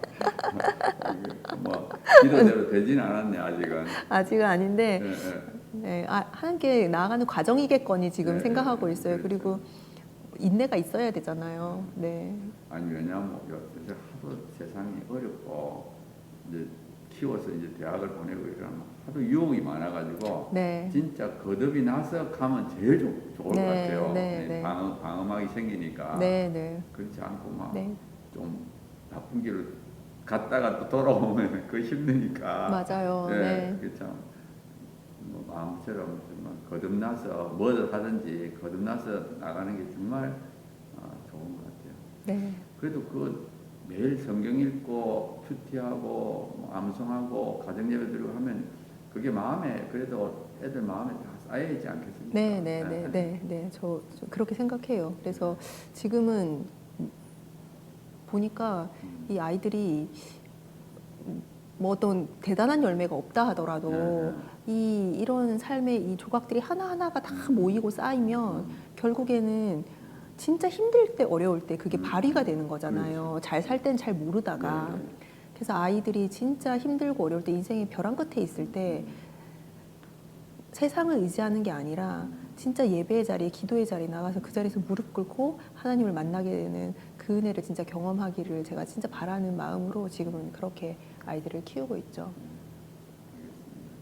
우리 이제 이 방송을 듣는 사람들이 좀 청년들이잖아요. 네, 네. 우리 청년들한테 특별히 좀 뭐 하고 싶은 말씀이 있을까요? 청년들에게요. 네. 요즘 청년들이 헝그리 정신이 없어요.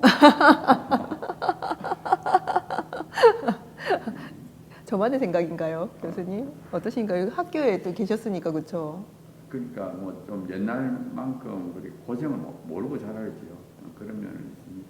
그렇죠. 네. 근데 제가 이렇게 생각을 해보니까 고난이 없으면 어떻게 하나님을 만날까? 제가 그런 생각이 들더라고요. 어느 날은 아니 맨날 잘 살고 형통하고 뭐 어려움이 없으면 이 교만한 인간이 어떻게 하나님을 찾지? 그게 가능할까? 제가 그런 생각이 드는 거예요. 그래서 진짜 지금 이 청년들이 부유한 시대를 살잖아요. 저나 저희 윗세대, 교수님의 세대는 사실은 후진국에서 개발도상국의 선진국 이 시대를 다 산 세대이시지만 지금의 MZ세대들은 선진국에서 태어나 저희 애들만 해도 선진국에서 태어나서 선진국으로 살고 선진국일 때 죽는 거거든요. 그러니까 아이들이 이 배고픔, 가난, 힘든 거 이런 거를 전혀 모르는 시대잖아요.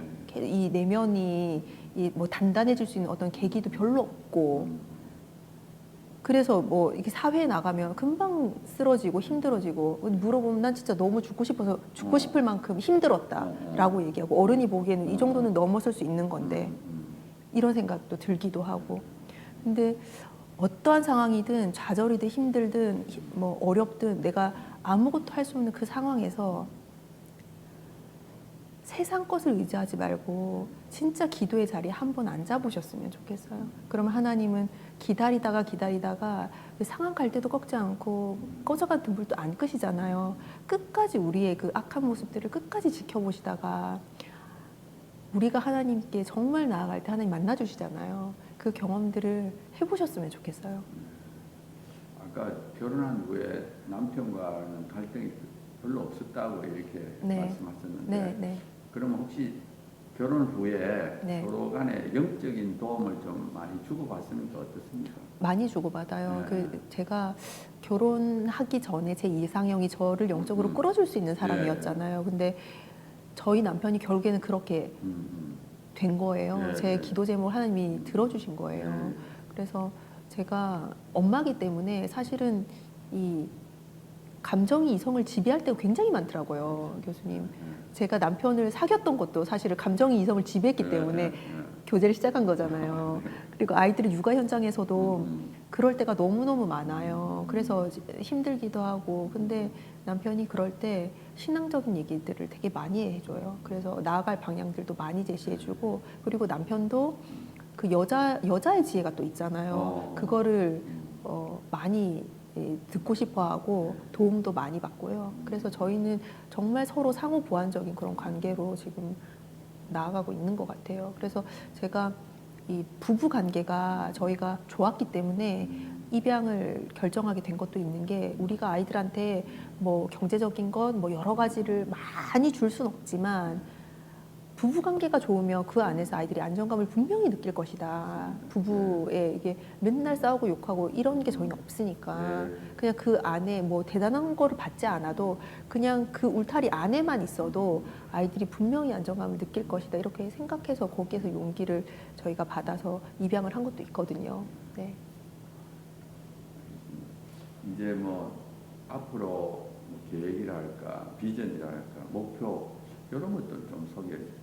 네, 제가 엄마잖아요, 예. 교수님.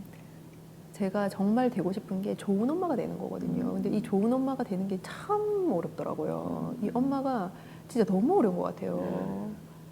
그래서 제가 앞으로의 계획, 뭐 거창한 계획이 아니라 그냥 아이들 안에서 언제나 울타리가 되어주고, 그냥 힘들고 어려울 때 기대면 거기에서 같이 보듬어주고 같이 울고 같이 웃어줄 수 있는 그런 좋은 엄마가 되는 게 저의 그냥 뭐 계획이라면 계획일까, 꿈이라면 꿈이랄까, 네, 그렇게 되고 싶어요. 그 이제 결국은 아까 불임이 돼가지고 이제 입양을 하게 됐잖아요. 네네. 요즘 의외로 불임이 많더라고요. 네네. 불임 네. 부부가 많고 네. 그런데 이 입양을 좀 권유를 한달까? 네. 입양이 이런 점이 좋다. 네. 그 용기를 좀 내서 입양하도록 네. 한번 그런 것도 한마디 좀 해주시면 좋을 네. 것 같아요. 아니, 안 그래도 교수님 제가 그거를 얘기하려고 그랬다가 까먹고 안 했어요. 사실은 예. 아까 어떻게 또 예. 그걸 아시고 또 예. 말씀하시는데, 저희가 이게 난임이 되는데 저희는 네, 아이를 네. 많이 기르기를 원했으니까 네, 네. 병원을 갔잖아요. 네. 그렇게 해서 이상이 없다라는 걸 알고 저희가 뭘 했냐면 인공수정을 2번을 했거든요. 네, 네, 네. 근데 인공수정을 하면 과배란 주사를 맞아야 돼요. 맞아요. 과배란 주사를 맞는데 그거를 자가로 자기가 이제 배 피하 주사로 이렇게 오일을 놔야 되거든요. 네. 근데 주사를 5일째 딱 놓고 어. 제가 이제 학교에 출근하고 딱 집에 퇴근을 했는데 남편은 그때 없었어요. 제가 문을 딱 열었는데 제가 한 번도 지금까지 살면서 느껴보지 않은 감정이 확 드는 거예요. 그게 뭐냐면, 아, 공허하다. 아, 외롭다. 눈물이 날 것 같다라는 감정이 갑자기 확 들더라고요. 네, 네. 그러면서 그때부터 해가지고 그 한 일주일을 제가 남편한테 얼마나 짜증이랑 히스테리를 부렸는지 몰라요. 이 감정이 컨트롤이 안 돼가지고 그렇게 했는데 첫 번째가 실패를 했거든요. 실패를 하고 긴가민가 하면서 한 번을 더 했어요. 네, 한 번을 더 했는데 두 번째는 화학적인 유산이 됐거든요. 그래서 근데 그 과정에서 너무 이게 아닌 것 같다는 생각을 하게 됐어요. 이거는 너무 인위적인 것 같다라는 생각을 하게 됐고, 남편도 이 2번을 하면서 아, 이거는 하나님이 원하신 방법이 아닌 것 같다라는 생각을 하게 됐어요. 근데 이거는 이제 전부 케이스마다 다르고 상황마다 다르고 또 치료적인 방법으로 그 시술을 반드시 해야 되는 분들도 있으시고, 그리고 다 다르니까 하나님 주시는 여러 가지 그 마음들이 있는데, 저희는 하나님이 입양을 통해서 가정을 꾸리기를 원하셨던 게 하나님의 계획이셨으니까, 그때는 저희가 그거를 몰랐으니까요.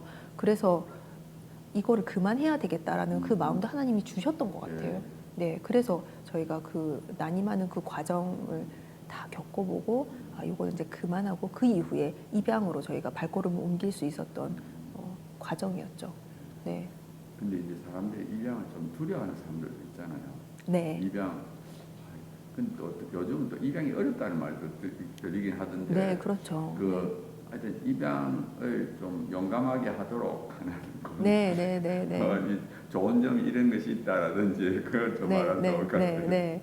입양은 하나님이 음, 가장 관심이 있는 것이 생명을 살리는 거잖아요. 이거는 뭐 말을 할 필요가 없잖아요, 교수님. 입양은 그냥 그거 자체인 거잖아요. 이 아이가 울타리가 없잖아요, 일단. 네. 가정에 울타리가 없잖아요. 부모가 없잖아요. 이게 빨리 일단 만들어줘야 되잖아요. 그래서 이거는 정말 이거를 해야 되겠다라는 마음이 드시는 분들은 해야 된다고 생각해요. 네. 그리고 법제화가 되어 있어서 입양이 쉽지 않아요.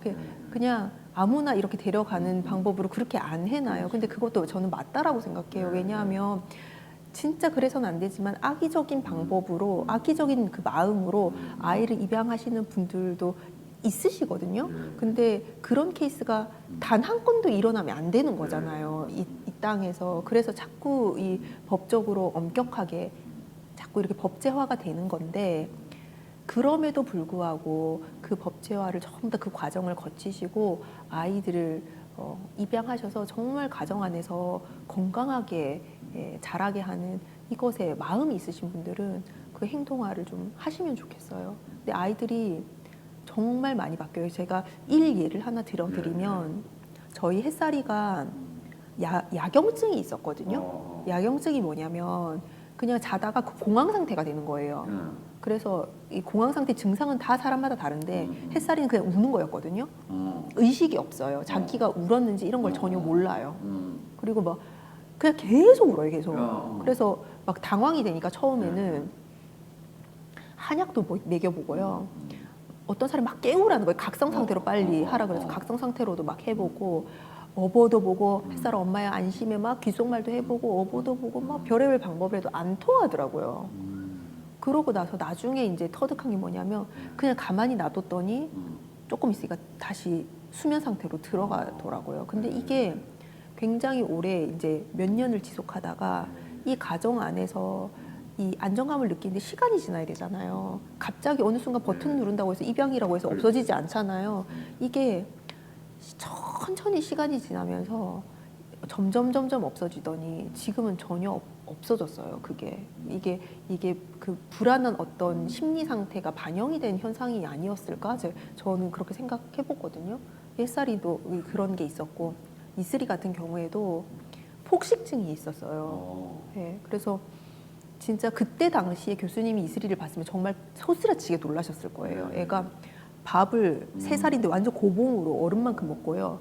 된장찌개며 뭐 과일이며 뭐 과자며 그 나이에 과자를 한 봉지를 먹기 쉽지 않은데 과자를 한 봉지를 다 먹고요. 그게 다 채워놓는 거예요. 몸에다가. 그러면서 배 안 불러? 이렇게 물어보면 먹기 싫어요가 아니고 배가 안 부르다는 거예요. 배가 안 차요. 그러니까 이게 아이가 모르는 거예요. 자기 마음이 안 찬 건데 배가 안 찼다라고 생각하고 계속 집어넣는 거예요.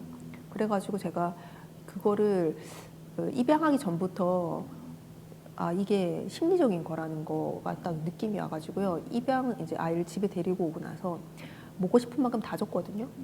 다 주고 엄마는 내가 원할 때 언제든지 이거를 준다라는 게 인지가 되는 순간에 숟가락을 딱 놨어요. 애가 4개월 만에. 그러면서 안아주고 업어주고 뽀뽀해주고 스킨십 해주고 하니까 지금은 뭐 더 먹으라 얘기할 정도로 이렇게 아이가 변화되는 거죠. 가정 안에서. 근데 그게 제가 대단하게 뭔가를 아이한테 뭐 의학적으로 뭔가를 치료해줬다거나 뭐 그게 아니거든요. 응당 엄마들이 하는 그 행동들을 그냥 했을 뿐이에요. 그리고 뭐 전문가한테 뭐 의뢰를 했다거나 전혀 그런 것도 아니었고 그냥 아이가 그 울타리 안에만 있어도 그냥 그렇게 변화하더라는 거죠. 네. 거기에서 조금 용기를 얻으셨으면 좋겠어요. 그러니까 내가 대단하게 뭘 해줘야 된다 하면 너무 부담스럽잖아요. 생명을 막 책임져야 되고 내가 막 그러면 너무 부담스러운데 그냥 그 자리에 그냥 지키고 버텨주는 것만 해도 애들은 그냥 다 가진 거거든요. 그래도 그 궁금한 게 이제 전혀 모르는 아이를 이렇게 입양하게 되면 그 아이에 대한 사랑의 마음이 이렇게 저절로 생깁니까? 어떻게 됩니까? 사랑의 마음은 어른도 마찬가지거든요. 어른도 제가 아까 잠깐 얘기했듯이 엄마가 준비가 안 돼 있는 거예요. 근데 그거를 몰라요. 예. 엄마도 내가 준비가 안 돼 있다라는 걸 모르는 거예요. 그래서 저는 노력을 되게 많이 했어요. 그래서 일부러 목욕탕을 데려가고 매주 예. 처음에 목욕탕을 데려갔을 때 깜짝 놀랐어요. 애가 이제 보육원에서만 살았으니까 목욕탕을 처음 가본 날 예. 어른들이 다 벗고 있잖아요. 아하. 얘가 그때 깜짝 놀란 거예요. 저기 선생님들이 케어만 하니까 예, 예, 예. 어른들이 같이 목욕을 안 하잖아요. 엄마처럼. 그래서 일부러 제가 목욕탕을 데려가가지고 물 안에서 스킨십 해주고 그런 노력들 했어요. 그거는 아이를 위해서도 있지만 저를 위해서도 제가 빨리 이 엄마의 마음을 가져야 하니까 그게 둘째 입양에서도 몇 년을 했어요. 그렇게 해가지고 딱 그 목욕탕 일주일에 한 번씩 무조건 목욕탕을 가고 돌아오면서 짜장면을 먹고 그렇게 딱 오는 게 완전히 루틴이 된 거죠. 그리고 아기 때 사진도 되게 많이 보고 일부러 그러니까 이렇게 예뻤다라는 걸 계속 저 스스로 리마인딩을 시켜주고 그리고 저기 베네 쪼고리랑 이런 거 있잖아요. 처음에 베이비 박스에 들어왔을 때 입었던 그 옷도 다 모아주고요. 그래서 저도 꺼내서 보고 이렇게 작았구나 이런 것도 계속 리마인딩 하면서 계속 그리고 홈스쿨 했던 것도 되게 크고요. 네. 그러면서 오랜 시간 같이 있어 보면서 계속 그렇게 탐색하고 저의 부족한 부분을 계속 저도 보는 거예요. 그러면서 저 스스로가 각성하고 그러는 시간들이 노력들이 있었죠. 사랑은 저절로 생기는 게 아니라 노력을 해야 됩니다. 네. 하나님의 은혜도 물론 임해야 되고요. 네. 하나님이 주신 거죠, 사실은. 진짜 제가 사실은 저기 교수님 아기들은 제가 그런데 큰애를 이렇게 애착을 붙이기가 쉽지 않을 거라고 보통 예상하시잖아요. 나이 애를 데려오면 진짜 네. 더 힘들 것 같아요. 14살에 입양을 와서 맞아요. 지금 이제 19살이 됐으니까 야 어떻게 진짜 했을까 궁금해들 하시더라고요. 근데 아이를 이렇게 딱 보면 말하고 행동하는 거는 그다지 가치롭지가 않아요. 말도 안 되는 말 많이 하잖아요. 그 나이에. 근데 제가 어느 날은 하나님이 행동하는 거는 전혀 가치롭지가 않은데 그 안에 생명은 너무 가치롭다라는 마음이 확 드는 거예요. 하나님이 창조하셨고 하나님께 나아가는 과정에 있는 거라는 게 제가 마음에 너무 확 와닿으면서 그냥 그 생명 그 자체가 너무너무 귀하더라고요. 그래서 왜 너무 막 말 안 들으면 자식한테도 막 질리잖아요. 근데 저는 진짜로 그런 마음이 하나도 없어요. 네. 그냥 그거 자체가 그냥 귀하고 네. 그래서 갈 수 있는 것 같아요. 너무 감사하네요. 하여튼 좀 많은 가정들이 좀 할 수 있는 가정들은 좀 많이 했으면 좋겠다 네. 생각이 듭니다. 네. 그럼 이제 마지막으로 우리 기도 제목 좀 나누고 마쳤으면 좋을 것 같습니다. 네, 저희 이제 애들이 많으니까 늘 건강할 수 있도록 네 그리고 저희 아이들이 빨리 하나님을 만나서 정말 하나님 안에서 귀한 도구로 쓰임 받는 그런 멋진 주님의 일꾼으로 성장할 수 있도록 우리 가정 언제나 화목하고 서로 사랑하고 배려하는 그런 아름다운 가정 될 수 있도록 생각나실 때마다 기도해 주셨으면 좋겠습니다. 네, 감사합니다. 감사합니다. 마무리 기도해. 네. 살아계신 하나님 감사합니다. 하나님 오늘도 이렇게 랜선 수련회 와서 저의 삶을 통해 많은 사람들에게 은혜 끼칠 수 있도록 인도하여 주셔서 감사합니다. 이 영상을 보고 있는 많은 청년들 온전히 하나님을 만나는 그런 은혜를 허락하여 주시고 특별히 하나님 예비하신 좋은 배우자 만나서 정말 아름다운 가정 꾸리게 하시고 그 가정을 통해서 많은 사람들에게 도전 주고 하나님의 마음을 시원케 하여 드리는 그런 냉수와 같은 그런 가정들을 다 이룰 수 있도록 주님 축복하여 주시옵소서. 감사드리며 이 모든 말씀 예수님 이름으로 기도드립니다. 아멘. 아멘.